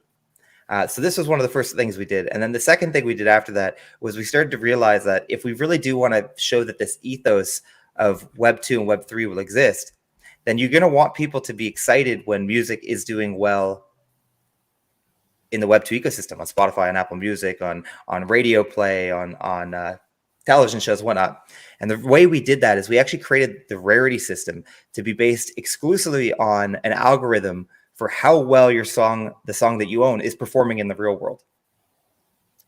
So we take all that data that comes in for the music, and we spit out what's called a gemstone on the relic, but it'll spit out the new rarity for your song based upon if it's like crushing in the real world, kind of like if it was a gold or platinum record. So the reason we wanted to do all this is, again, to show that NFTs have this wealth of innovation and technological development that can occur around them that we wouldn't be able to do with a streaming platform or an MP3. So I guess where this comes down to is, if something is popular, it must be good. But I don't think necessarily everything that is popular is good, and things that aren't popular can be amazing. So I'm curious, Verite, if you have any thoughts on that, because the metrics shouldn't matter. The tech shouldn't matter. We should just make music, and an audience will find us if we're good enough. Or do you disagree? Hey, I really love everything I just saw on the screen, and I think it's really cool to bridge the two worlds. And like that's what I'm most excited about in all of this is like, how do we take things that people are already familiar with and do really cool things with them to bring them kind of more into the metaverse? Robin, that's a question. I think that good is really subjective. I think that and it has to be, because if something resonates with a lot of what we're seeing, I mean, maybe pre-algorithm, is that, you know, taste was also democratized. What people naturally gravitated towards and wanted to listen to and what the culture resonated with wasn't necessarily what the critics thought was good, right? And so I think that good is wholly relative. And if you make, you know, highly technical and proficient music that no one wants to listen to, is that good? It's like much more of a philosophical question. And I think that that's why, again, I'm all about the pragmatic, taking the art and being like, well, who's the audience? Who wants to listen to it? What's the ecosystem? Because maybe, as we see in classical music sometimes, if you're making that, if you're making like perfect and brilliant music that maybe has less of an audience, you're going to have a higher donor because there's a respect for the art form, right? So you need less people to create a financial ecosystem that's going to sustain your art. But maybe if you're making kind of Spotify core that resonates really well, it's less so, and you need millions of people passively listening, not even knowing who you are. So I think that I don't have a solid answer for that, but I do think it all comes back to who are your people, who is your tribe, who are you creating art for, and then catering to that community. And then that comes down to the idea of, well, how do you find them? And I think that's probably what a lot of people coming into this space struggle with, because they don't understand how these communities form, how they talk to each other, because it's, let's be honest, it's a bit weird. And also who you can possibly trust to be what they say they are. And I think there's quite a lot of hand-holding that needs to be done to guide people through the weirdness of this space, because there are so many things that you need to start to learn, like trading, like understanding markets, understanding the role that Bitcoin plays in all of this, the role that macro markets play in all this, because they're all somewhat connected to it, which music and culture have not been previously in any extent whatsoever. Now suddenly they are. So there's this additional set of pressures that are placed upon artists if they want to play in this space. And you made the point earlier that artists need to be entrepreneurs, but I'm not sure that every artist is cut out to be an entrepreneur, if I'm honest. And so I think there's a reason why I got you two up on stage here, is because I feel like you have a lot to share and an urge to share it with people. But I'm curious if you feel like that job is sometimes too difficult, or whether it's what the challenges are for you in guiding people in the right way into this space. Let's start with you, Mike. Well, Robin, I think the same problem in the music industry, though. Like, you can be, if you want to break as an artist, unfortunately, you have to understand the creation of content. You have to understand engaging with your audience and developing your brand. The reality is, it's just not good enough to be a great musician in the modern ecosystem. There's too many other things that go into, if you want to be a broken touring artist, to get to that point. You can have the best manager in the world, but if you don't understand how to speak to your audience, they're not going to be able to do it for you, because it's not your voice. It doesn't come through as authentic. The fans feel it very quickly that this is like a manager or a social media person typing back to me. So it's just what that requirement to be able to do this in Web3, honestly, is you've had to do in Web2 as well. And we've not signed artists before because we've looked at the whole package around the act and we're like, we love the song. We really love the song. But everything else here, it just isn't there. And we don't know if we're going to invest so much time, resources, staff members, which every time we do that, it takes away from another artist who could have had that time, because you're missing so much. And I think we're going to see the same thing in Web3. Verite, same question to you. How do you navigate all of this? How do you allow other people to find what you found, but in their own way and in their own unique way for themselves. Yeah. I mean, I think this goes back to what Simon had said before, right? That if artists are focusing, I'm paraphrasing, but like if artists are focusing solely on the business, like, you know, would the same art be created? And I guess how I feel is that if an artist can't sustain themselves financially and has to work 1 or 2 day jobs, it's also splitting that focus. And so I would much rather artists have the split focused, like in terms of like their own ecosystems. And like what I've been talking to a lot of artists about, especially as they emerge in Web3, but also again, I've been talking about this for years, just in, you know, general, is like what is the whole ecosystem of your project look like? What is the constellation of revenue streams that you have based on what you do, that range from exactly what I want to be doing, I want to be songwriting, creating, building worlds, etc., to I write music for other people, I do commercial music, I do X, I do Y, because I feel like the goal is to have all of those revenue streams be things that you like and love doing, none of which is like, again, it's like I have this paranoid fear that like none of which is me going back and waiting tables at Applebee's, right? And so like that has been my mentality as I've grown, and I've found a lot of success in that way of being really open. And I think that as artists move into Web3, trying to just empower them to build a different skill set, right? Because building, like being an artist is hard, right? Doing anything worth doing is going to be hard. You're going to have to develop. And so from my perspective, it's just like I would much rather push artists in the direction of knowing what they have to do, knowing how they have to build, and then bringing people on who are then going to help, then bringing on the business manager, bringing on the manager, bringing on the agent, right? The ideal goal is we get to a point where we're only doing the one thing we love doing. But until we get there, building healthy and sustainable foundations, I think, is key. So there's a process here which is about deprogramming, because there's the old way, there's the way that people are very comfortable with and they've built businesses off, and they've learned how to leverage their contacts, particularly in the music industry and particularly in creative arts. Like who you know is a very, very important part of this. Suddenly in Web3, that matters a lot less, actually. You have to live in what I call the hyper present. You have to be constantly aware of the right now and how it affects everything that you're doing. Something we've had to adapt to on this channel is we publish the day we shoot. And if we publish the day after, it feels stale. I've never in my life been in a position like that where like I value quality and I value doing things well, but suddenly I have to be able to do it in a live stream setting. And I've proven during this live stream, I can't do it, at least not effectively managing my own audio and everything else because I fucked it up. But rather than seeing that as a problem, I've sort of seen it as a challenge. Alp, who's on the stream with me, drinking beer and fiddling with his microphone, contributing nothing. Alp built the set here. He built the set here. We've been struggling. What's up? We've been struggling with this thing. But like I'm fully with you here, because like there's a chicken and egg situation here.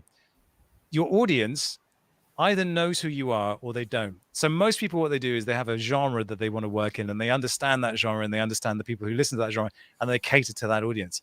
And then there are some people who are just doing stuff that's wacky, and then people gravitate towards it. That's the thing that everybody wants to be, but the thing that's easiest is to do the other thing. And so you're in this constant struggle. It's like either I do the thing that I know will work, or I take the massive risk and do the thing that has a good chance of not working.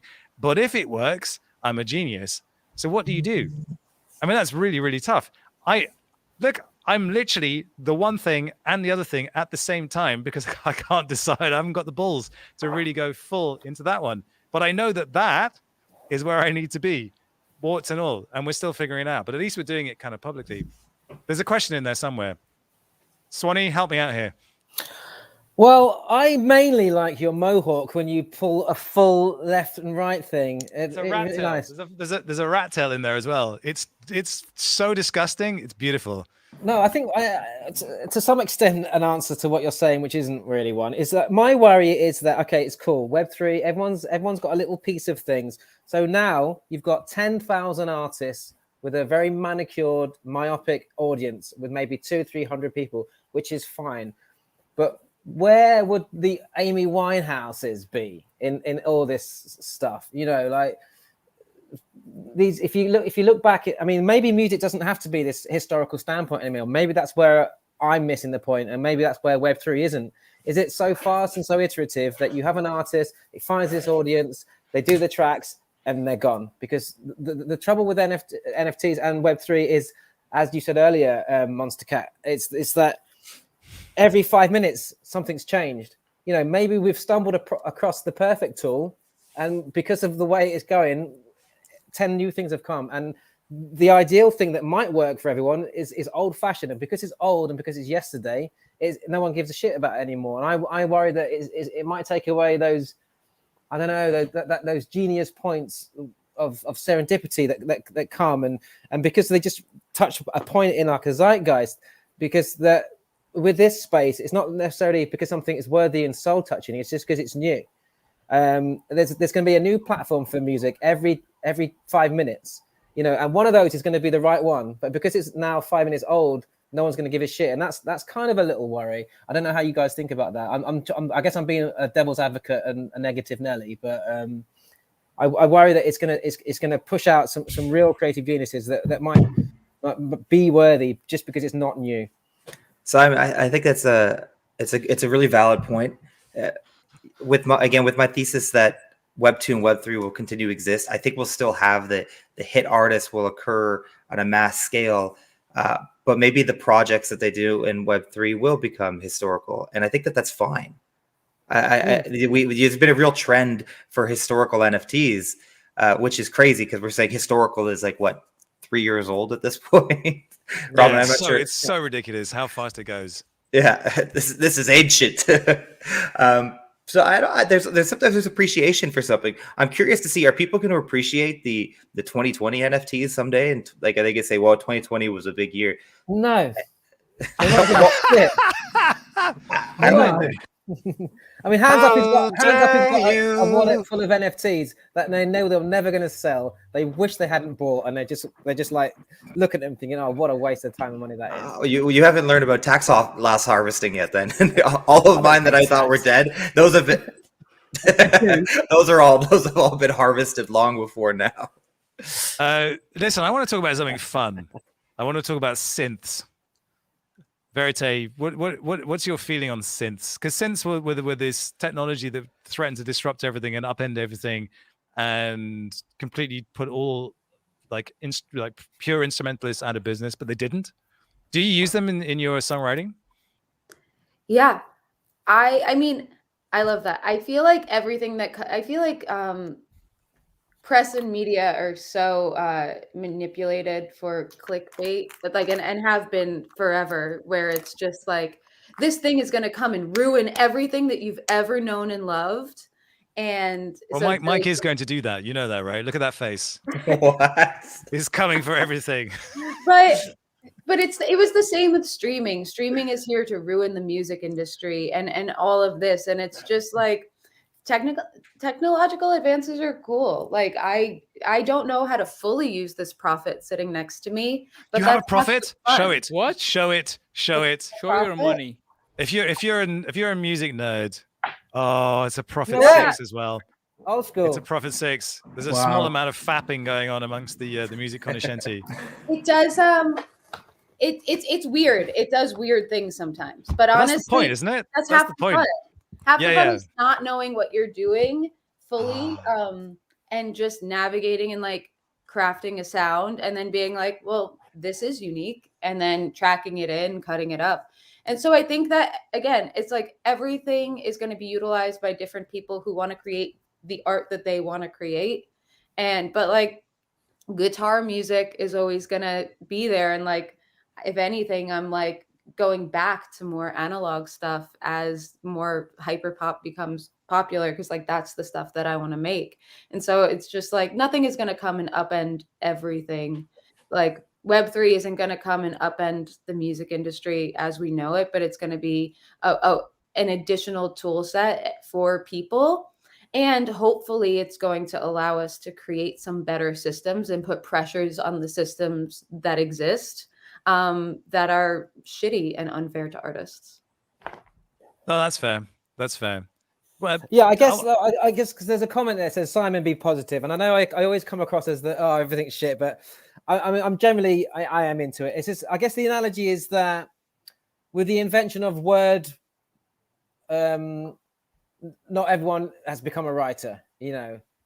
With the invention of clip art, not everyone is a graphic designer, and I think that is just the worry. Like when word processors came out, PCs 20 years ago, and everyone started doing clip art, and it's like, oh, all the graphic designers are out of a job. But what happened is everyone realized that all their Comic Sans fucking bullshit posters they were doing looked shit, and the real artists came back again. And I guess that's yeah, what we're talking about taste. We're talking about taste here, and when you have taste, you have taste makers. Sales.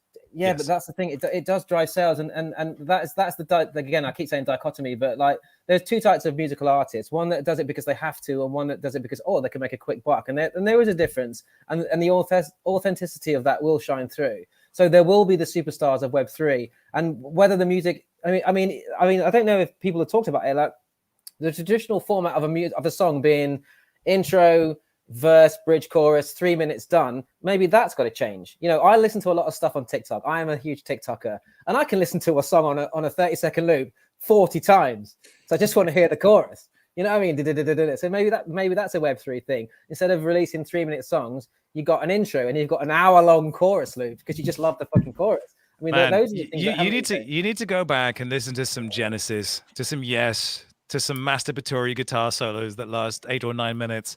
I'm down with that. Like, Verite doesn't know this, but this is a guitar. You've got a guitar? Yes, I've got a guitar. Can you play it? I am the ultimate douchebag. Yes. Robin, It's a listen. Roland AX synth. Robin, it's a classically trained musician. I am a classically trained musician. I am a Bandcamp geek motherfucker. Yes, I am. This is why I convene this panel, because I'm such a nerd. Pitch perfect. I used to test him in our studio. I used to play 3 random notes on a guitar and say, "What's this then?" I'm the worst. I'll be like, "Yo, all right then, Robin, what's this?" And he'd know instantly what they are. It bugs my kids no end. It bugs me. Yeah, Verite. Give us a little lick. Give us a lick, Robin. No. We did that earlier. We'll do it later at the end of the stream. But yes, the Roland AX synth. It's the most douchebaggy instrument in the world. I love it. I'm gonna get a piano key necktie and some massive shoulder pads. I'll go and live in Miami. It's gonna be great. Verite, big question for you. Your first NFT sale. Tell me about there. What did it feel like? I believe Zora. Am I right? Zora. OG. I spent, so I got my invite to Zora back in the day when you had to be invited in February of 21 February 2021. And 1 whole year ago, everybody. Gosh. 1 whole year ago. And I'm fuzzy, whatever. Basically, I had gotten the invite. I knew I wanted to experiment, and I just said, fuck it, let's try it. You know, it's like, again, it's you learn by doing, and everything gets to be intimidating. But also I was just like, I'm just going to do it. And so I spent all night making this like motion graphic of the cover. It's very simple. It took so long to export, though. I don't know why. And of the first song that I had ever released, because I was just like, oh, the first NFT, the first song I released under this project. And I just put it up and I tweeted about it. And it was really that simple. And it got like 10 bids. I sold it for 1 ETH, right? Which like for me at the time, it was like, what, $1,800. And I was just like, that's weird. Right. I was just like, it's weird that someone would pay $1,800 for something that they can listen to for free. So it kind of like piqued my interest in the whole thing, and I was just like, all right, cool, let's play with this psychology, because I view it all as like psychology, like what causes someone to want to pay that amount, what's the value proposition there for them, and everything is kind of spawned from that one. Yeah, it's interesting because Mike and I hang around with the people that would have bought it, and are, I think it's safe to say, are genuine collectors. And it's a group of people who value the art for the art itself and have quite long-term time horizons. Mike, you put together a group of these people because you were all kind of interested in the same things. Why did you do that? What inspired you to kind of bring all of that energy and intel together? I think the reality is whenever people want to grow and build within a new industry, they want to grow with like-minded people and they want to learn from like-minded people, and they never want to be the smartest person in the room. It was never, as you know, it's never been monetized. It's never been like a paid entry or anything. It's just, let's get great people building great things and put them in a place where they can hopefully build together. So, you know, I was excited and I knew that I wasn't going to be able to do this journey on my own. So let's bring all the best people we could find together, and I don't know, let's have a fucking big ass party together. Like that's all it really came down to. And it sounds like some kind of Illuminati group, but like the group, you know, there are people. The reason I like that conversation is because people genuinely talk about the work, and it's not when Pamp, when Moon, and when obviously that conversation happens as well. Vector, you've sold art, you've been part of the Pranksy NFT boxes as well. How do you see your progression moving as you put more work out there and start kind of building on, you know, what we're doing with this podcast, you know, because this show, man, this is your launch pad. Wow. Bring it, son. Bring it, son. Thank you for the launch pad and the awesome theme music that comes with it as well. I'm trying to get the guitar to work on the sly while we're talking. Go on, do it. We need some synths. I'll figure it out. Some elastic synthy synths to go with you. Something emotional. But I mean, it's like what you said though. I think it's you can have a rough strategy in this game, but you have to be, what was your word for it? Hyper present. Yeah. It's very much about taking every day because things move so fast. You can try and have a strategy about what you want to do, but you know, in the space of weeks or months or days, the whole market could, wow, that's right in my ear hole. The whole market so can change. Bad. Give me an audio engineer. I apologize, everyone. Yeah, just freeballing him. It can change, can't it? So you kind of got to just be really fluid. Like I think that's actually one of the kind of artist skills on its own in that space, and that's just moving with the, you know, you're in this kind of ocean and you've kind of got to just take it as it comes. You know, if there's a big wave or a little wave, or maybe you can anticipate those waves, but pretty much you're kind of out at sea and you need to figure it out. Or at least that's how I feel every day. And I just I like the reactive part of rolling with it and just kind of doing what I want as much as possible, and then hopefully trying to adapt that to the wider moves of what's happening within, you know, the, like we said, all these parameters and ever-changing weather that's within the ecosystem. You know, the price of Bitcoin tanks everything, and then everyone thinks it's the end and it's over, and then it's up 1% the next day and it's back on, and all that kind of crazy macro stuff. But then also the trends or whatever of what things, it's kind of like just noise. It's like just trying to do what I want to do, and then hopefully at some time there's a right time of adapting that to what's happening in the outside environments. Verite, you wrote a pretty interesting blog post about your experiences in the last year, specifically citing Web3. I'm curious what you think Web3 is and what it means to you.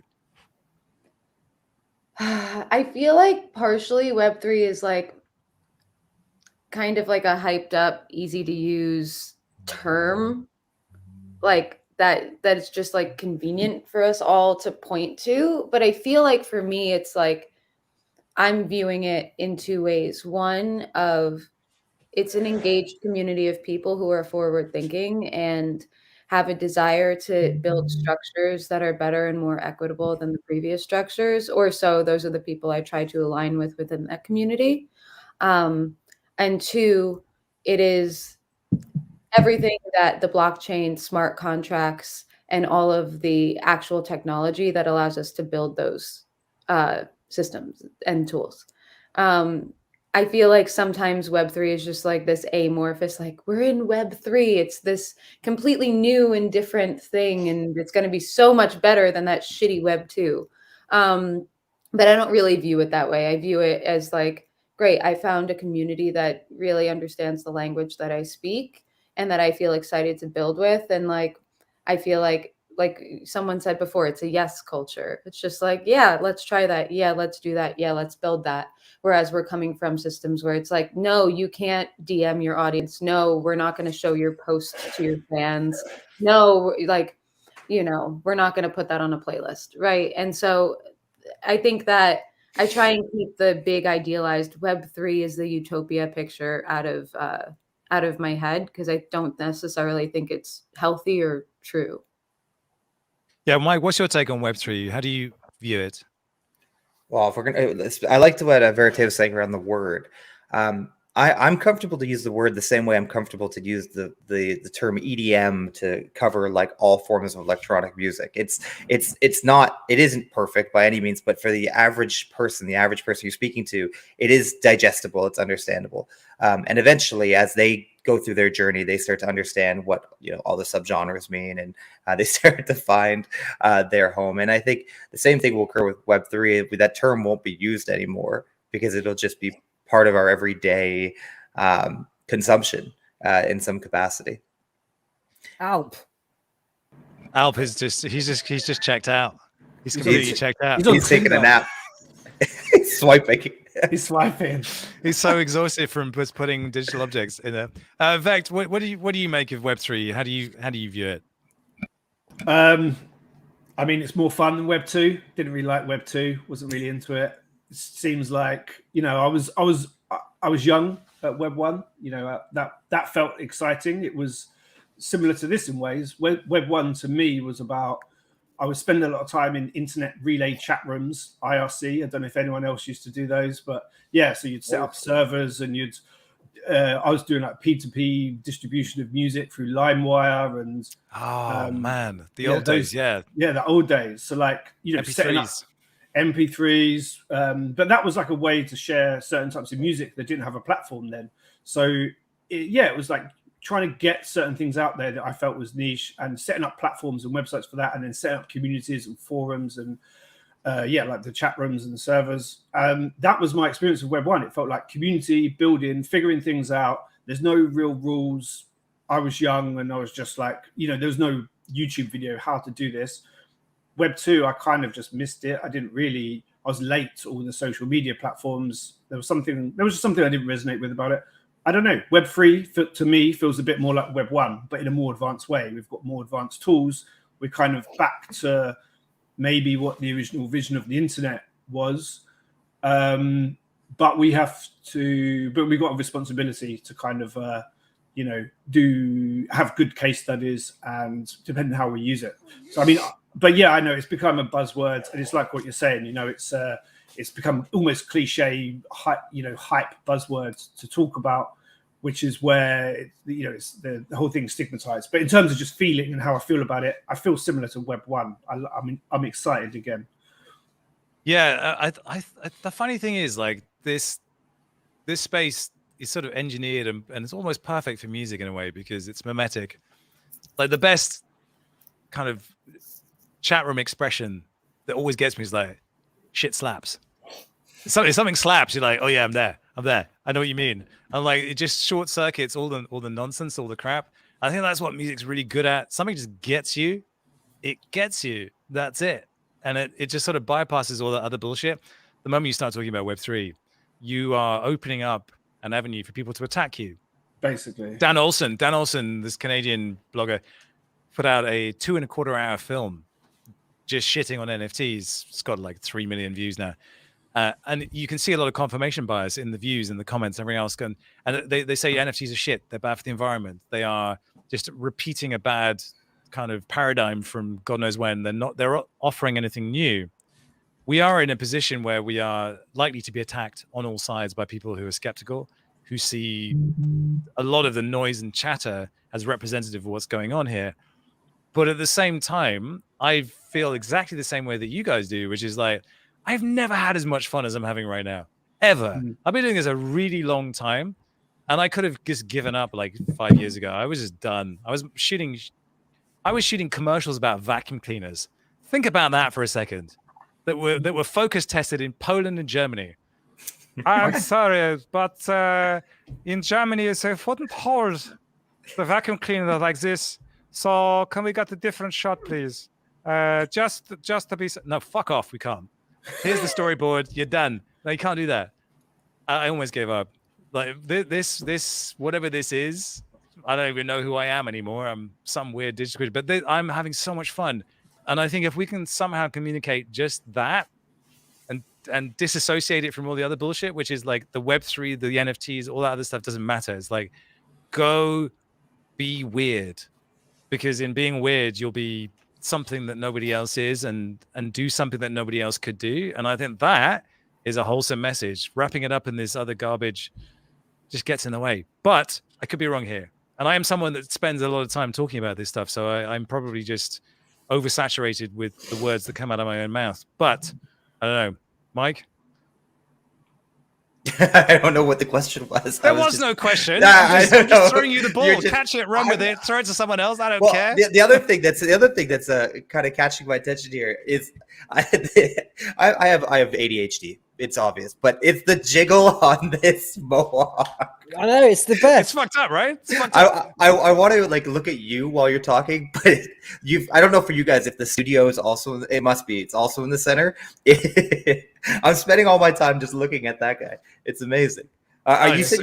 Did you say you got a full body rig and everything coming too? No, yeah. We're gonna have like an optical motion capture rig. It's kicking our asses so badly. Oh yeah, all the things that I want to do. So basically, like film production is really expensive. Verite, you've made music videos. You know what a pain in the butt it is setting up a shoot and getting something like professional and nice that you actually feel is representative of you. I just like to make nice things, and I like shooting nice things and making something that has a story and has a narrative and everything around it, and that's got decent lighting. Because in the world of content creators, you don't see that. People just content out and go. I don't want to be that. I want to try and push what we're doing and just see where we can go. The only way I can do that is by turning this entire space that we have here into a holodeck. And the only way I can do that is by using Unreal Engine. And the only way I can do that is by learning Unreal Engine. And so I will see you in 18 months when I've sort of learned a little piece of it. It is crazy. But, Verite, what DAW do you use? Just out of curiosity. Before I answer that question, I spent the whole first half of being on here thinking Studio and Robin were two different people. and then it clicked. I thought I was just like, wow, they sound exactly the same. I woke up late today. Welcome to the real world. I'm in Ableton. I was using like a cracked version of Logic in college, but then when I started touring, I used Ableton, and I had it, and I had all the contacts, and so I just, I already had it. And so so tell me about your setup. Are you using a push controller? Are you using you doing live looping? Are you how do you normally perform with your setup? Well, the live set's full band. And so I'm not, basically we play as much live as possible, and then we supplement with tracks because I don't want to hire a 7-piece band. That is not sustainable for me right now. But so that's really like pretty simple. Drummer controls the tracks, and then like my regular studio setup, it's like I have the Prophet, I have an OP1, I have a few cool pedals that I like fucking around with. I utilize like samples, and then usually we'll go into the studio and like sound replace whatever samples, because like the idea of putting just splice samples in a final production makes me want to die. But it's like I kind of am just utilizing what's around me and trying to be as creative as possible. I'm not really like a gearhead. I like having the things that I have and utilizing them as much as I possibly can. Yeah, so I think that the fun thing about Ableton is it's so simple to learn and get started with. And like you said, like you take a sample, you never use it in its naked form, always do something with it. Do you watch any of Andrew Hung's like four producers flip a sample series? No, I need to like watch more. Usually I just sit and struggle. And that's my creative process. It's like I struggle until something clicks, but I have a deep desire to like send me that, please. I need to, It's so like, good. It's so good. So they basically there's 4 producers. Andrew's one of them, and they get like a Jamie Liddell sample or something like that, and then the 4 producers will just go and do their thing. It's like, oh my god! And like everything, they build the beats out of the sample, they build the pads, they build literally everything out of the sample, and it's like you've never ever seen anything like it. It gives you such a deep appreciation of how far the digital tools have come for music production. That, as Mike was saying, your ability to create your own image, to create this version of yourself that sets your music producing and your DJing abilities apart from everything else. It's insane. Like I remember when DJs were like, you turned up with a set of decks and some records, Swanny, we've done this, like a bag of vinyl that weighs 15 tons. You carry around in your back. You're like, I'm a DJ. Hey. And then you're like this the whole night going, fuck, trying to beat match. Fuck. And then like rewinding, like, everyone hands in the air. Shit, where's the beat? Where's the beat? Where's the beat? Like, that's and then you got like these that. digital tools, and you could sample and you could loop. And like, I see DJ sets and I'm like, what? Sorcery, witchcraft, what's going on here? Crazy times. But like the stuff that's coming out is incredible. Mike, has electronic music eaten the world? Is there any place for, hair metal anymore? Electronic music is still like one of the least consumed genres on the planet, unfortunately, by percentage. Is it? By percentage. What's the most? Well, okay, Stat Geek, tell us. What is it? Country? It's K-pop, isn't it? It's fucking K-pop. I wouldn't know them off the top of my head. I'm sure somebody can find. There's definitely a pie chart out there, but I know it's under 10%. Yeah, electronic music's under 10. It's Mongolian throat singing, isn't it? Oh, must be. Well, if you look at K-pop numbers, yeah, you might have people dropping. They dropped 500-600 million. If you look at the highest rated song online, I think it was Gangnam Style, and I think now it's the Justin Bieber, that Señorita Espanita. I think that's on about 6 or 7 billion views. And I worked it out. If you were to watch each of those views, it would take you 86,000 years to watch those views. Simon doesn't have a girlfriend right now, which is why he does things like that. It's a sad story, everyone. He turned to acting to ease his troubles, but he was still just a YouTube math geek. I like looking at numbers. No, but going back to what Victor Meldrew said, I think the difference between Web 1, 2, and 3 is if we clinch it to the analogy of a rave thing, Web 1 concerts. If you've heard a band on the radio, you go and see them at a concert. Web 2, nightclubs, discotheques, shutting at 11 o'clock. Then all of a sudden, you've got entrepreneurial people that have found a warehouse. You got some guys with some decks. This is Web 3. They just do a rave. You got your NFTs are the flyers. You got your music NFTs are the tracks. You've got your social media, which is the chill out room. And what powers it? The ETH was ecstasy. I think what you need is a digital coin that gets you off your head. Then it'll all make sense. The regulators will love that. Trust me. Absolutely. If there wasn't already, there's now little ETH stamped pills that are going to be out in the market. So true story. Web3 actually originates with Gavin Wood, who's the founder of Polkadot, and he wrote a blog article way back when, like 2015 or so, specifically in response to Snowden. And he said, we need a system that is about removing trust from governments and large organizations because it's been proven that we simply cannot trust them. And he coined the term Web3. That's where Web3 comes from. Web3 is about removing the need for trust from organizations who have simply proven that they cannot be trusted. It has nothing to do with ownership. It has nothing to do with blockchains. It has nothing to do with any of that stuff. It's simply an idea about disintermediation. And Bitcoin, of course, is the OG of disintermediated content and value transfer. But that really is what Web3 is about. Of course, it has become this buzzword to connect retail insanity and FOMO to a thing that boomers don't like because it doesn't fit into their worldview. And that's why we have to be very, very careful when we use Web3. And as someone that writes a lot of material about this space, I find that my vocabulary is incredibly limited. It's crypto, it's blockchain, it's this and that. But Vector was talking about LimeWire. Back in the old days, we used to talk about MP3s. MP3s were this format where the music quality sucked, but you could transfer, files across to one another and do peer-to-peer transfers. That was amazing. And we talked about MP3s. MP3s became a proxy for music. MP3s equals music. NFTs shouldn't equal art or shouldn't equal anything else. And I almost feel like NFTs are getting in the way of what actually is going on here, which is artists re-empowering themselves in ways that they couldn't before. And that's enough. But suddenly it has to be all this other stuff and it has to be technology. But I think the conversation that we're having and the light that comes on in Verite's eyes when she talks about her profit, she loves her profit. That's amazing. And the ability to reach an audience, the ability to actually make a living, a real, genuine, honest living, right now, at least anyway. That's interesting. But how long can it last?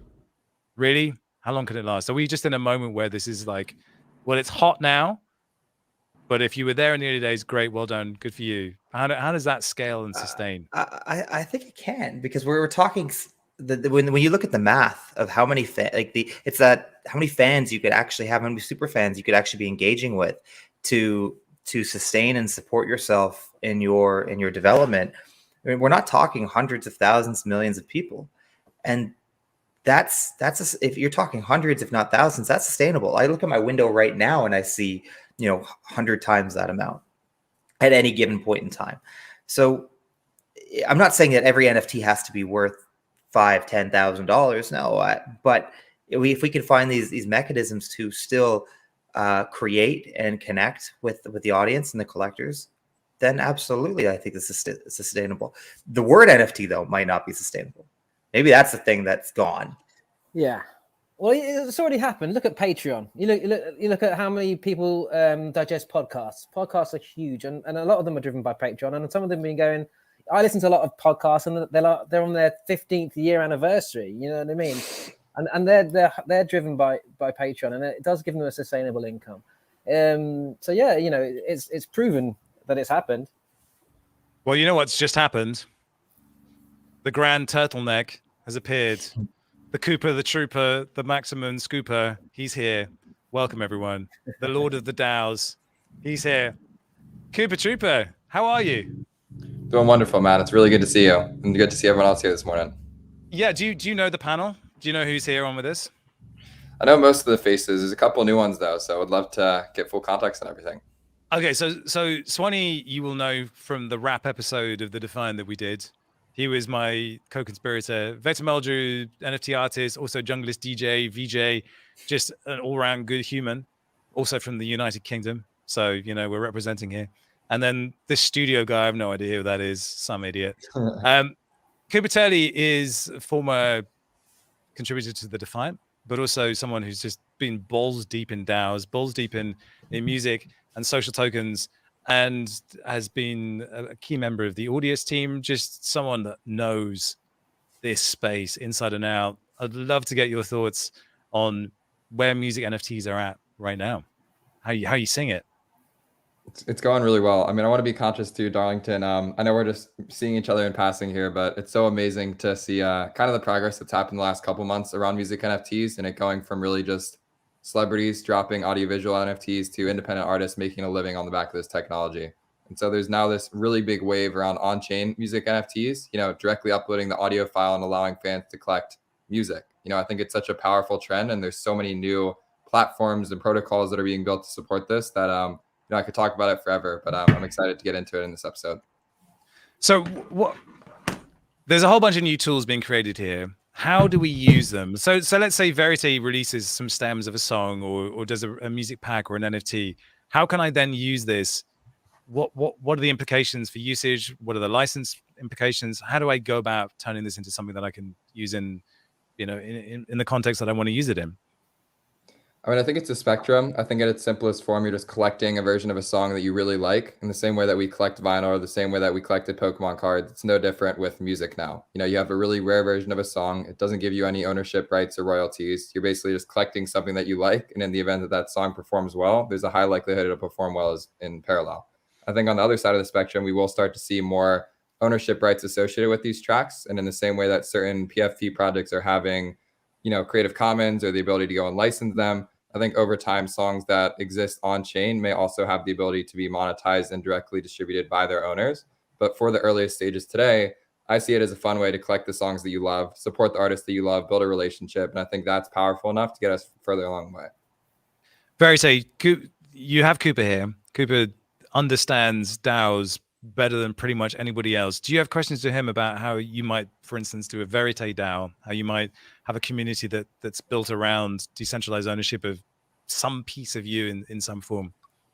I feel like Cooper and I have spent many an hours talking about a lot of this stuff. I feel like the DAO thing, I feel like I am slightly skeptical of only creator DAOs, right? DAOs in general, right? Like you have like friends with benefits and collector DAOs and like, but I feel like creator DAOs specifically, I am very patiently seeing the landscape of everything because mostly because I'm so on the ground with my fans and they're so not engaged. And I've worked really hard to have full autonomy over myself and my work. And so I worry about the implications of people buying into Verite and then having a stake in Verite and then having a say in, right? And so I'm watching those. But in terms of like DAOs proper, it's like I'm in Friends with Benefits, but now I'm gonna be part of another DAO, and I'm like, oh, I'm actually like buying into this and gonna be a part of this community. And to me, as an antisocial human being, I really I feel like what Cooper's built and what all of these DAOs have built, I'm excited to dip my toe in and see what it's like to participate in an ecosystem like that. Well, I think the key word is participate there. DAOs are notorious for low participation rates. I think it's fair to say governance proposals generally get a very, very low turnout. Kubi, over the last 18 months or so, have you seen that improve? Have you seen engagement improve? What have been the learnings from the last 18 months or so?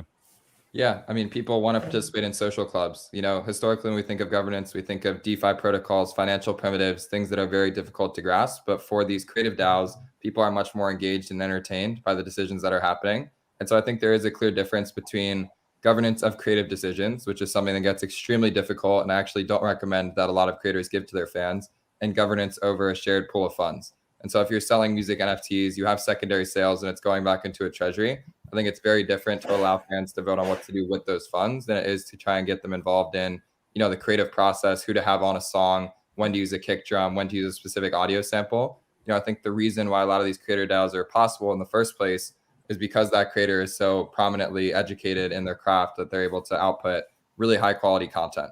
And so I think across the board, just giving people a way to participate together, have a deeper sense of ownership and a relationship with the creator gets you kind of through the door. And then I think over the next year or two, we're all going to experiment on how do you meaningfully engage those fans and make them feel like this is not just sort of a gimmick to get them into Web3, but that they do actually have a sense of purpose and a voice in these communities.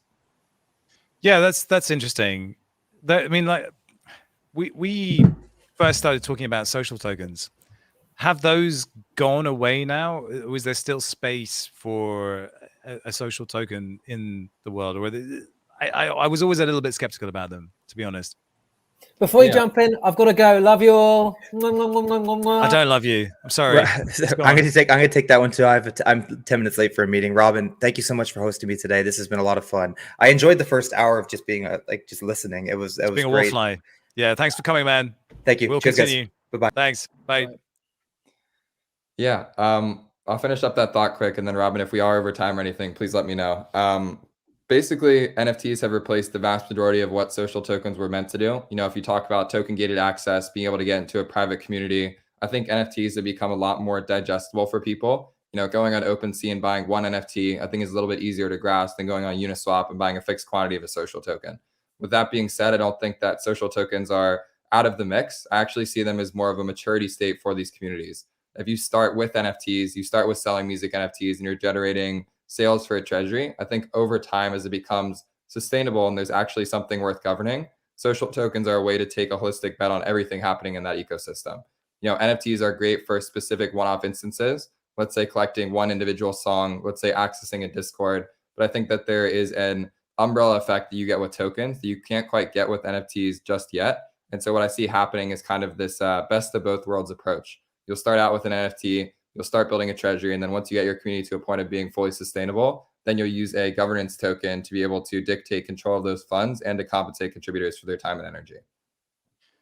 It all sounds so clean and businesslike, and there's always a bit of me that's just like, it's like it's the Rolling Stones just going into a studio for like 2 months and taking tons of drugs and just stuff happening.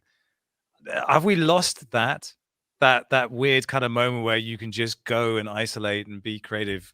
Is there an opportunity to unplug? I don't know. It just everything feels like it's just a bunch of mechanics to enable something that sort of gets in the way of the thing that really matters. Am I wrong? I don't think you're wrong. I think for the upper spectrum of successful creator DAOs, you're treating it as a business now. And in the same way that businesses need to have a very high bar of operations, I think the same things are going to happen with these creator economies. For a lot of these artists, they're no longer just only the creator, they're actually a CEO and they're assembling a team around them. And with them, I think comes a higher degree of operations and a higher degree of standards associated with outputting content. And so I think in the early stages, it's still the Wild West. There's people just uploading stuff to catalog, there's people just dropping on sound, uploading a track to Zora or Mint Songs. And so in the early stages, if you're a fan, you can come and find the outputs of those crazy bender nights of just like completely uploading a song out of the blue.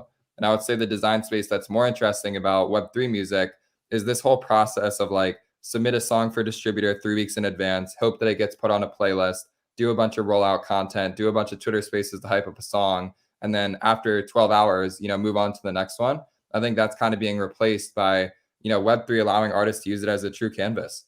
I think long form audio is going to do a lot better in Web3. I think artists can have a lot more confidence that they don't need to really super over market every one of their tracks that comes out. You can release songs and have them sit on chain and allow fans to come back and discover them at a later date.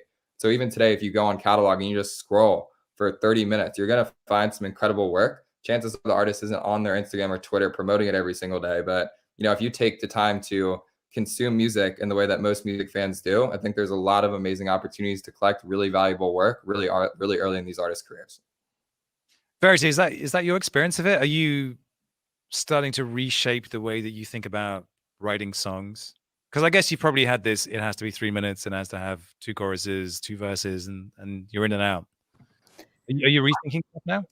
I've always done what I want, right? To my own benefit and detriment, right? I think from my perspective, and I think I said this before, all of this just expands what I believe could be possible, right? And so no longer, I think, is there a pressure to conform to what is going to algorithmically work. It's more so I'm just more confident in doing whatever I want and recognizing that I'm on less of a lonely island doing whatever I want, right? Because now there are finally a bunch of people recognizing that we can do whatever the fuck we want, right? Okay, so I'm gonna before you go on, because yeah, you say that you're no longer under pressure. Where was that pressure coming from? Was it then there is a financial pressure? There has to be, as well. It all comes from me, right? Okay. I'm highly, highly ambitious, and so at the end of the day, it's like I could be satisfied with where I'm at, but like I'm relentlessly in pursuit of something bigger and greater and more sustainable, and for myself and for others. And so from my perspective, it's like I could be satisfied with a lot of different iterations of my career, but I just always want to push. I want to push on the business side. I want full creative autonomy, and I want to push on the artistic side. And I think that all of this allows for that freedom and the reemergence and popularization of like patronage that isn't Patreon. I know Patreon exists. It's just not my my flavor. Right. But this feels like a different and better mechanism for patronage. And then it's my job as a creator, if I'm not going to dive into creator DAOs, is how do I continue to provide sustained value for collectors and create a community? And I view that in a really long game, right? I'm unless I die, sorry, that's dark. Like I'm gonna be here for a long time continuing to build. And so I'm just taking a very patient approach. Okay, so you use the crucial word there, build. Build, not consume, not exploit, but build. And I think that is generally the conversations I get into with people.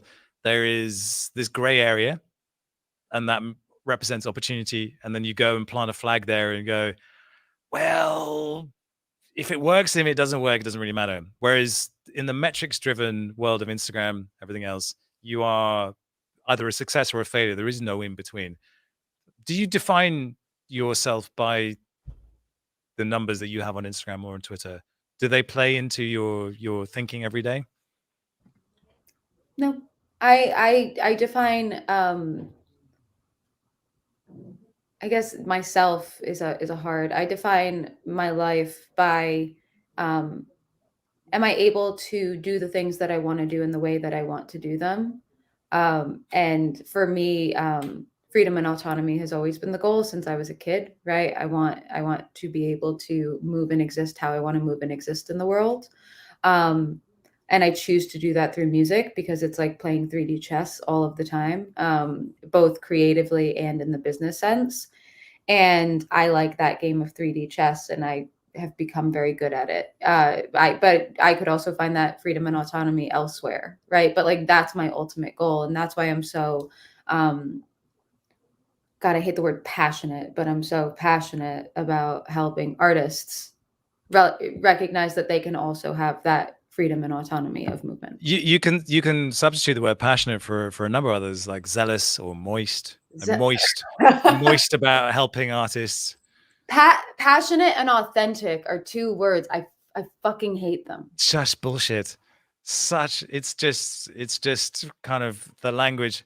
There's like this YouTuber thing where they go, with that being said, like YouTubers go, and with that being said, do this, like and subscribe. Like every time I say the words like and subscribe, I literally want to kill myself. There's this authenticity problem, hence having a digital version of myself, because that's authentic, right? Yeah, I feel like this conversation is we're getting to know each other better, and it's just going to get darker and darker. No. I have many lights. I can make it very bright in here. Like, that's not dark at all. I do. What kind of conversation? In 5 minutes. I just putting that blinking light. So. I know. Well, I could talk to you for quite some time, but we don't have time, and you were late anyway. So, Cooper, what kind of conversations are you having with artists about this space? Because I know you've been advocating heavily for what we're building here. Yeah, if you're an independent artist that's still building a career for themselves, just get started. Find one very light way to release a music NFT. Get them off the ground and think about how to parlay that in the future. So minting one song that someone can come and collect, I think that's a pretty loaded question. So just really unpacking that. If it's a larger artist that already has a big following, think about building bespoke products and services to allow them to enter in a really meaningful way. They have a lot more to lose. They can't just really go mint a song. Typically, they're in a label deal. There's a lot more red tape around it. And so my job is basically to help connect them with the developer team to say, hey, maybe we have some NFTs floating out there from the Nifty Gateway days. Maybe we have a highly engaged Discord community already. How do you basically onboard those fans into Web3 into a really light manner where there's not too much capital being expended, but it feels actually practical and useful. And so I think right now we're in a phase where everyone knows about music NFTs. Everyone knows about Web3 music. It's the topic of every conversation. But how you choose to enter that, I think, drastically varies across the board. And basically, it comes down to this concept of ownership. I think Kelsey is such a great example of this because she owns all her own rights. She's been independent from day one. And so she has this amazing opportunity to go and play around with all these platforms however she sees fit. The reality is most of the big artists that we know and love do not have that same privilege. They're in a label deal. Those labels are not very receptive to trying new things. And so the design space becomes infinitely smaller. And so I'm excited for a world where labels are embracing Web3. We're able to see them participate in these conversations in the same way they do about how we're releasing on Spotify. But for right now, it's basically, if you're independent, you have a free slate. That's a huge advantage. Let's just get out there and make some noise. And if you are a bigger artist that doesn't have that same freedom, let's find ways to poke around in Web3 to show that you're active and engaged. And over time, hopefully build a relationship, with a label or with the service provider such that you can be taking advantage of all the platforms that exist today. I think there's another key thing here, which is we have been accustomed to thinking that this is a zero-sum game. And in Web3, it's not. That actually there are connections that can be made between different people I love the way that Fluffs, for instance, has music embedded into the DNA of that PFP project, which means anyone could come and be a participant and embed their music into NFTs. Have you thought about that at all, Verite, in terms of like partnering up and making connections with other projects, or are you still kind of lone gun woman, kind of fighting the good fight? I mean, I am a lone gun woman. That's just like ingrained in my personality. That being said, I'm starting to hopefully. I have one collaboration coming out, which is audio, visual, and physical, that we've been working on for literally months. Which is going to be my first official like collaboration with a visual artist. And then we literally built a television that we're going to be able to like airdrop new content on for like the one of one NFT. So like literally you'll get a physical sculpture of this television. That is the exact replica of the one that's in the NFT. And so like things like that, I'm really excited about. And I would love to figure out a meaningful way to collaborate with other visual artists, with other devs and like generative artists. But again, it's just like I'm always looking for the right thing and balancing that with like finishing the record and, you know, working on other projects. So the right things will slot into place in the right time. Yeah, I think that's probably the right thing. You can't really force anything in this space. That's the honest truth of it. But as long as you're active and present and available and contributing, that's probably the thing. Like, I think that's what you represent the most, Cooper. You're there, you're present, you participate, and some things work out, some things don't, but you're there.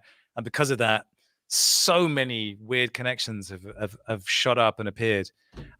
Kelsey, thank you for joining us. It's been an absolute pleasure having you on. I'm going to let you go now and let you write music or do whatever it is that you need to do today. But thank you so much for joining us and sharing your thoughts. It's been a real pleasure. Yeah, thank you so much for having me. This has been a very wild conversation, but I'm happy to be a part of it. Yeah, absolutely. That's how we do it. Vector, bye guys. We're gonna continue with Cooper for a little bit longer. All right. Thanks. Bye. Have a good one. Cheers. Bye. So listen, Cooper, let's talk Audius. How is Audius going? Because Audius is really it's a challenger brand. We can put it that way. So how's things been going with Audius, and how's the pickup been? It's been amazing. The monthly usage of Audius has been going consistently, irregardless of the performance of crypto. I think it's a really strong signal that it's an app that is now standing outside of crypto. It uses crypto under the hood, but it's not relying on it for its growth. And so that opportunity for artists to come and upload music to a Web3 streaming platform and build community is really powerful.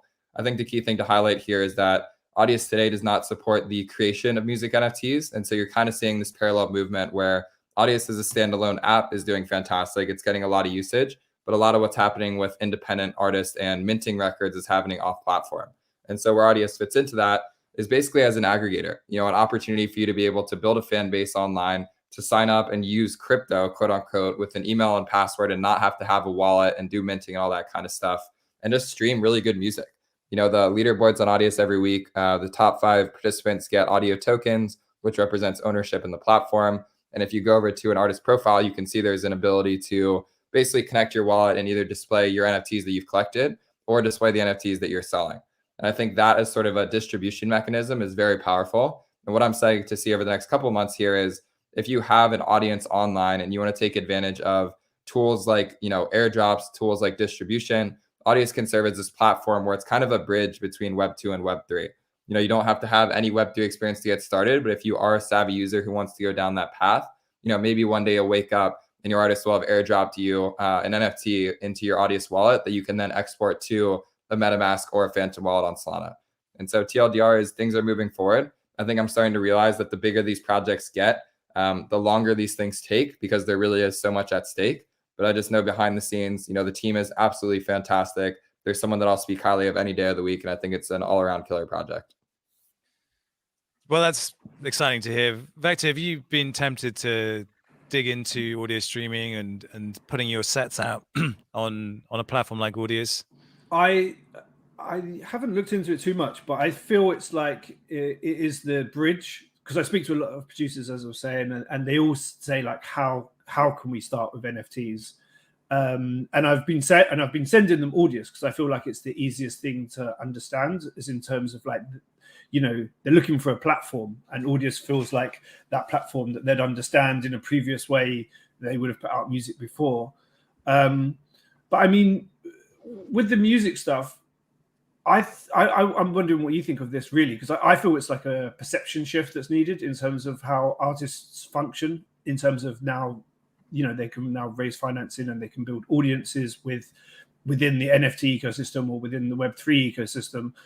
But, and then I wish we spoke to Verite a bit more about this as well, but, you know, she's looked into the fractionalized ownership, and I think Blau did a fractionalized rights drop recently, which was quite interesting.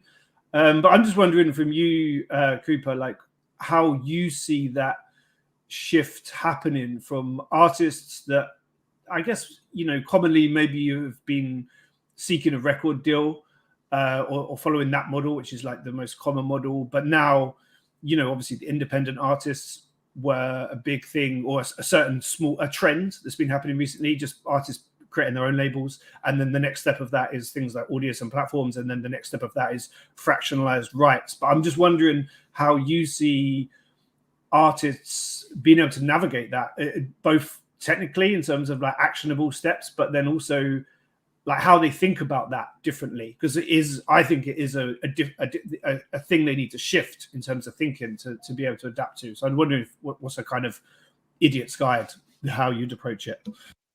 Yeah, I think these platforms will get easier over time to use. The reality is right now, Web3 music is favoring those who are actually technically savvy. You know, they know how to use a MetaMask. They've heard of a smart contract before. And so to really take advantage of a lot of the cool primitives that we all know and love, you do need to have an education level that's pretty high. You know, I think something like Royal, the platform that Justin's building, is taking a big step in this direction because they're offering NFTs with inherent royalty rights that you can purchase with a credit card. And I think that flow is so important to allow people to get in at a lower price point. Because right now, across the board with NFTs and specifically with music, you know, there's a pretty high barrier to entry financially. I think that's great for artists in the sense that they're making a lot of money right now relative to what they see per stream on Spotify. That doesn't always necessarily mean that they're being heard. And so I constantly hear artists talking about this struggle between I want to make money and I want to be heard. And it seems like right now, if you want to make money, there's less opportunity for you to sign with a label to do these things for distribution because you're keeping all of your rights. You know, you get a larger share of the pie, but the ability to distribute that content globally and build new fans is directly correlated to the partners and the support services that you have underneath you. And so I think what will happen over time is fans will become part of that equation. Right now, if you think about an artist catalog, typically it's the artist, their manager, and a label, drastically oversimplifying it, but I think that's kind of the major stakeholders. I think moving forward, fans will start to own a portion of that pie. And as they start to increase their value add, you know, some of those service provider stakes will come down to lower price points. And I think those fans will be better incentivized to help spread the content, which in turn will help to create some of these more global phenomenons, but without the need for a major label to be the one promoting it every step of the way. Does that answer your question? Yeah. So, and you feel like things like fractionalization and the way rights are distributed to buyers, that is a good route, or is that more kind of an advanced route and that's more experimental at this stage? I'd say it's more experimental broadly. I think a platform like Royal is going to be the canvas for doing it. I think the reality is trying to give people assets that have ownership over Web2 rights is a little bit outdated because everything is going to move on chain. And so I think it's a phenomenal idea to be able to give someone royalty rights in Spotify and Apple Music performance, but these are Web3 assets. You know, there's going to be an entire new class of Web3 royalties. I think that the secondary sales of a music NFT on OpenSea is actually more valuable than having ownership rights of its streaming performance on Spotify. And so right now we're kind of in this weird like 2.5 phase where yes, when you're fractionalizing an asset, you're giving them master rights in the performance of a song on a Spotify or an Apple Music. But I think over time, as we start to see streaming and royalties all happening on chain, that specific topic becomes more valuable. And I think that's when we start to see these systems really take off. You know, right now, if you buy a music NFT for an artist that you know and love, chances are there maybe have like 1 million monthly listeners if we're being really lucky.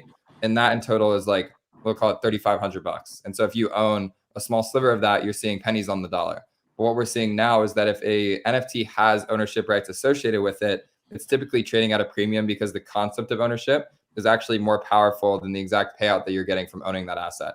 And so I think we're going to see more of these marketplaces pop up. more ways to ascribe ownership rights to these assets. But I'm really excited about is the day when we don't need to rely on an artist getting paid out through a distributor, bridging that money to Web3 and then distributing it to their fans in a very trusted fashion. And instead, we can have a system where it's all happening autonomously through smart contracts in the first place. Okay, so you're fully up for the shift towards that, and you feel secondary market is like quite an important metric then in terms of the value that collectors have for spotting, early artists and early trends. I guess the danger of that is always the speculator side and how that gets accelerated in this whole ecosystem, right? Yeah. Well, there's the whole information asymmetry problem in crypto, and the salesman wins.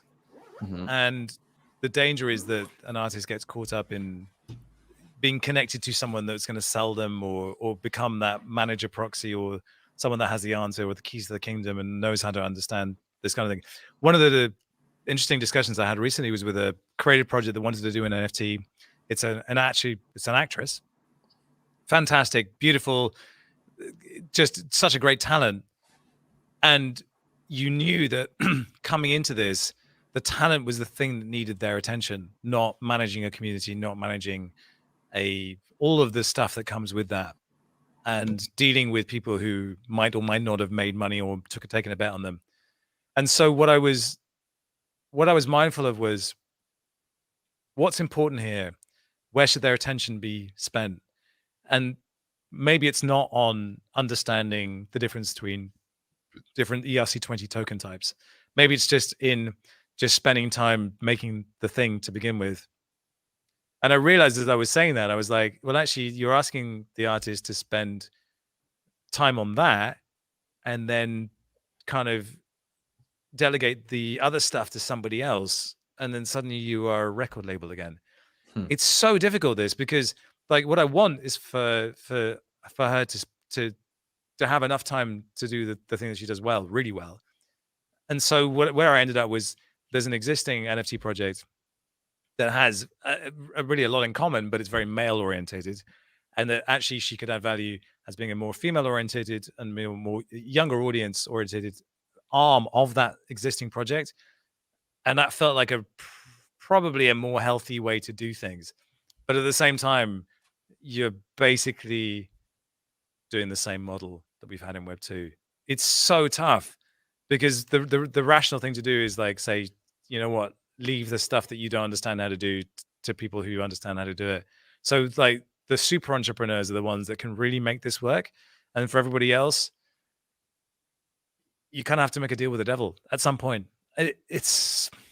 I struggle with it so much. I just don't know what the answer is. And I don't know how to advise people or give them decent advice in this, but I'm sure, Kubi, you've had many conversations like this where are we just repeating the old models and how do we renew and make something new that's better? Because I don't know what the answer is here. I don't think there is a right answer. I think the reality is that labels will eventually play the same roles that they play in Web 2 today in Web 3. You know, in the same way that they're able to help get you on a great playlist on Spotify, there will probably be a world where there's a Web 3 label who's the best at getting you on catalog, the best at getting you on sound, helping to distribute and promote your music NFTs. I think the reality is that a lot of artists right now are in a state of operating in a silo. You know, they think that their artist brand is all that they can be working on. But as we've seen across the board, Web 3 is incredibly positive sum. If you're joining other DAOs and you're joining other communities, the likelihood of your own project succeeding is exponentially higher. And so a lot of the times now when an artist comes into Web3, I tell them, don't worry about starting your own Discord right away. You know, don't worry about growing your own Web3 native fan base. Just be active in ones that already exist. You know, and I think a lot of the reason why SoundCloud ended up doing so well in 2012, 2014 is because there was this collective mentality. You know, these artists were coming together, they were sharing their music with their fans, and they were cross-pollinating in a really powerful way. And what I'm feeling now with the music NFT movement is a lot of energy around collaboration.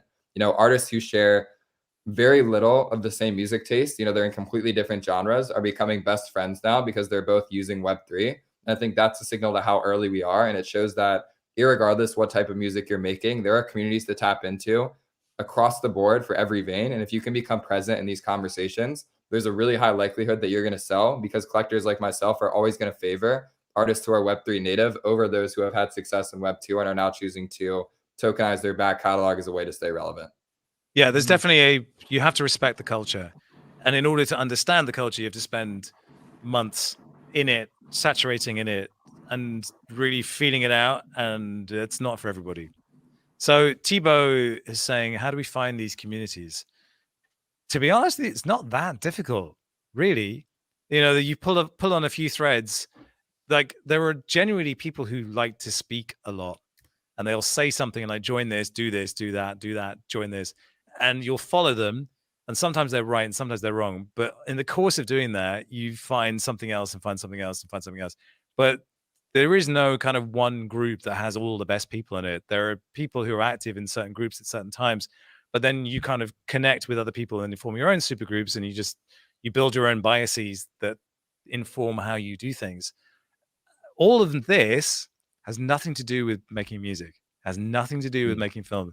This is entirely just rewiring the way you think about your own business of doing stuff and saying, if I'm in this for long enough, in 6 months, maybe 12 months, there's going to be a thing that I can do that people will actually be ready for.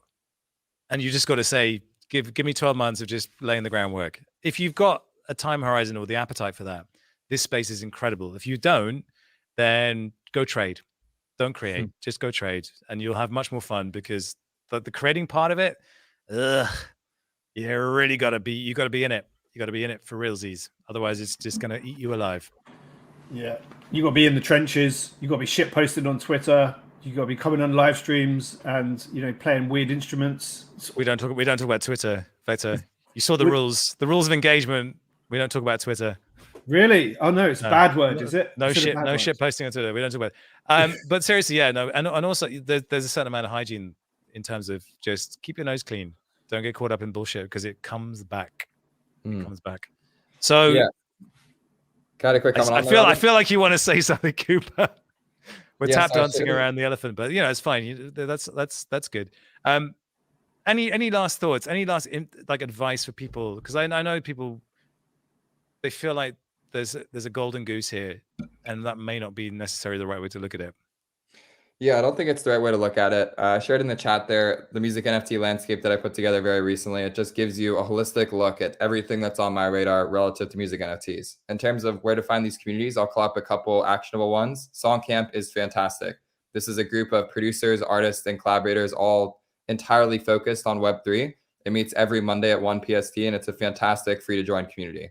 If you're on more of the research side and you want to learn more about what's happening under the hood, there's an amazing community called Water and Music that gives you governance tokens to contribute to reports on the state of music NFTs and music in Web3. And then the last one I'll call out is more of these chat groups that are just fun to be in. My friend Karm World has a fantastic one called Wave World. It's a Discord group. You can just go and talk about music in Web3. And then more broadly, there are Twitter spaces happening basically every day. So Sound XYZ has their drops typically at 2 PST. And what they'll do 30 minutes beforehand is have a little conversation with the artist dropping, give them a spotlight. But what's important to recognize there is not only is it good to have a conception of who's dropping on Sound and what's their story, but you see recurring people in that audience a lot. This music NFT space is so small right now that if you're paying attention on a daily basis, you're going to start brushing shoulders with people very quickly. And I think being active and present is the best thing that you can do in the world today.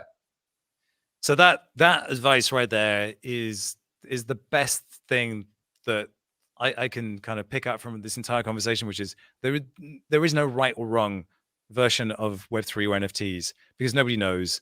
And we are both right and wrong all the time, every day, about everything. What is important, though, is that in the middle of all this crap, there are some really, really interesting, exciting people that you would not meet anywhere else. And you will never have the opportunity to meet and engage with and converse with. If that's your jam, if you really care about this shit, this space will find you, as long as you have the resilience to stick with it, because that's just the way it works. Things just end up clustering, and it's more about time on the ground, spending as much time as you can just pulling on threads and not being kind of married to one idea or one specific thing. Like Cooper's a DAO surfer. He goes in all sorts of different places. But I know why you do that. It's because you're terrified that something might happen and you missed it. I know the way you think. And it's like, this space is just too exciting to be missing out on stuff. And so those conversations, they end up at like 3, 4, or 5 a.m. in the morning. that may not be for you. But if it is for you, then like Cooper said, it's super early. Like I remember 4 years ago, you could go into a Telegram chat and speak to CZ from Binance. Just have a chat with him. Those conversations are possible right now in music NFTs, but they won't be in 2 years' time. So now is the time to move, time to act, and be a loudmouth. And like social media, Twitter, Discord, you can be as opinionated as you want. Nobody's going to hold you to it. Doesn't matter. Just go and be active. So that's big advice. Vector, am I right? Am I wrong? No, it's completely about that. But that's the exciting bit. If you love that part of it, it can be draining. It's 24/7. It's the conversations on the Discord and Twitter, but it's fun. Like when I started, all of a sudden, some of my heroes started following me and engaging with me, like DJs that I loved or people that I've looked up to for years. It was strange. And obviously that period when Paris Hilton went around following everyone, so surreal because it's so small now that these people are all accessible and they probably won't be in a year or so. So I know, right? Yeah, it is the catchphrase "we're still early" does have some relevance in the fact that it is still small and it is still early, and a lot of that's what I love at first. Well, a lot of these kind of really smart people all seem to be here. Just people that I've respected or looked up to for years. That all of a sudden they're here, and that gave me the conviction to double down on it and only really focus on this stuff. Because although outside perception, some crazy world full of scams or whatever, but when you get inside and you look around you and you see who's next to you and who's engaging, a lot of smart people here, really some of the smartest people. So but also a lot of idiots as well, and filtering out the idiots is quite hard. The weirdest thing I had last year of just casually on a Zoom chat with Ice Cube, fucking Ice Cube. Wow. Of all people, I'm like, yeah, Mr. Cube, whatever. Like, it's just we were having a chat about NFTs. So surreal, but that wouldn't have happened unless I just kind of been putting stuff out there. I think it's really important to put stuff out with no expectation and be really fucking generous with your time, generous with how you help people, but also generous in the sense that somebody might not have something that you need and you might do them a favor and they might remember it a year later. But like this idea of being generous, being helpful, a yes culture, paying it forward, it does come back. And it comes back in the weirdest ways. And if you put that out there, I'm pretty sure something good will come back. So rather than saying I'm an artist and no one gets me, actually think more in terms of I am a great artist. No one's had a chance to discover me yet. So let's give them that chance. And then you're totally free. Totally free. Did you block Ice Cube after he popped up? Was he one of the people that you were fading out? Yeah, that guy. Seriously, like what's his malfunction? Also, the thing I just said, I'm going to print that on T-shirts, mugs, cups. We're going to do a motivational seminar. Me and Cooper. It's like how best to wear a turtleneck and chain, dude. You're so steezy today. I love your turtleneck, and I love your cat platform as well. I don't know where your cat is, but that's a good backdrop. That is a serious. What is it? What kind of cat have you got, Cooper? The best cat in the world. That's all I'll say. British Blue. Yeah. Yeah. Where is it? Where's the cat? Where's the cat? It's on his head. Can you not see? No, it's sleeping on the tree. I see her chilling over there. Oh, I see it. Oh, there's like a blob. There's a blob. Yeah. Listen, it's been a fantastic conversation. We've been 2.5 hours of just God knows what else and musical flubs. But Cooper, thanks so much for joining us. Always a pleasure. And Vector, we'll see you next week for more of the same. And we'll figure out what on earth we're going to talk about. But thanks everyone for joining the stream. We'll see you next time. This was the NFT Show. Peace out.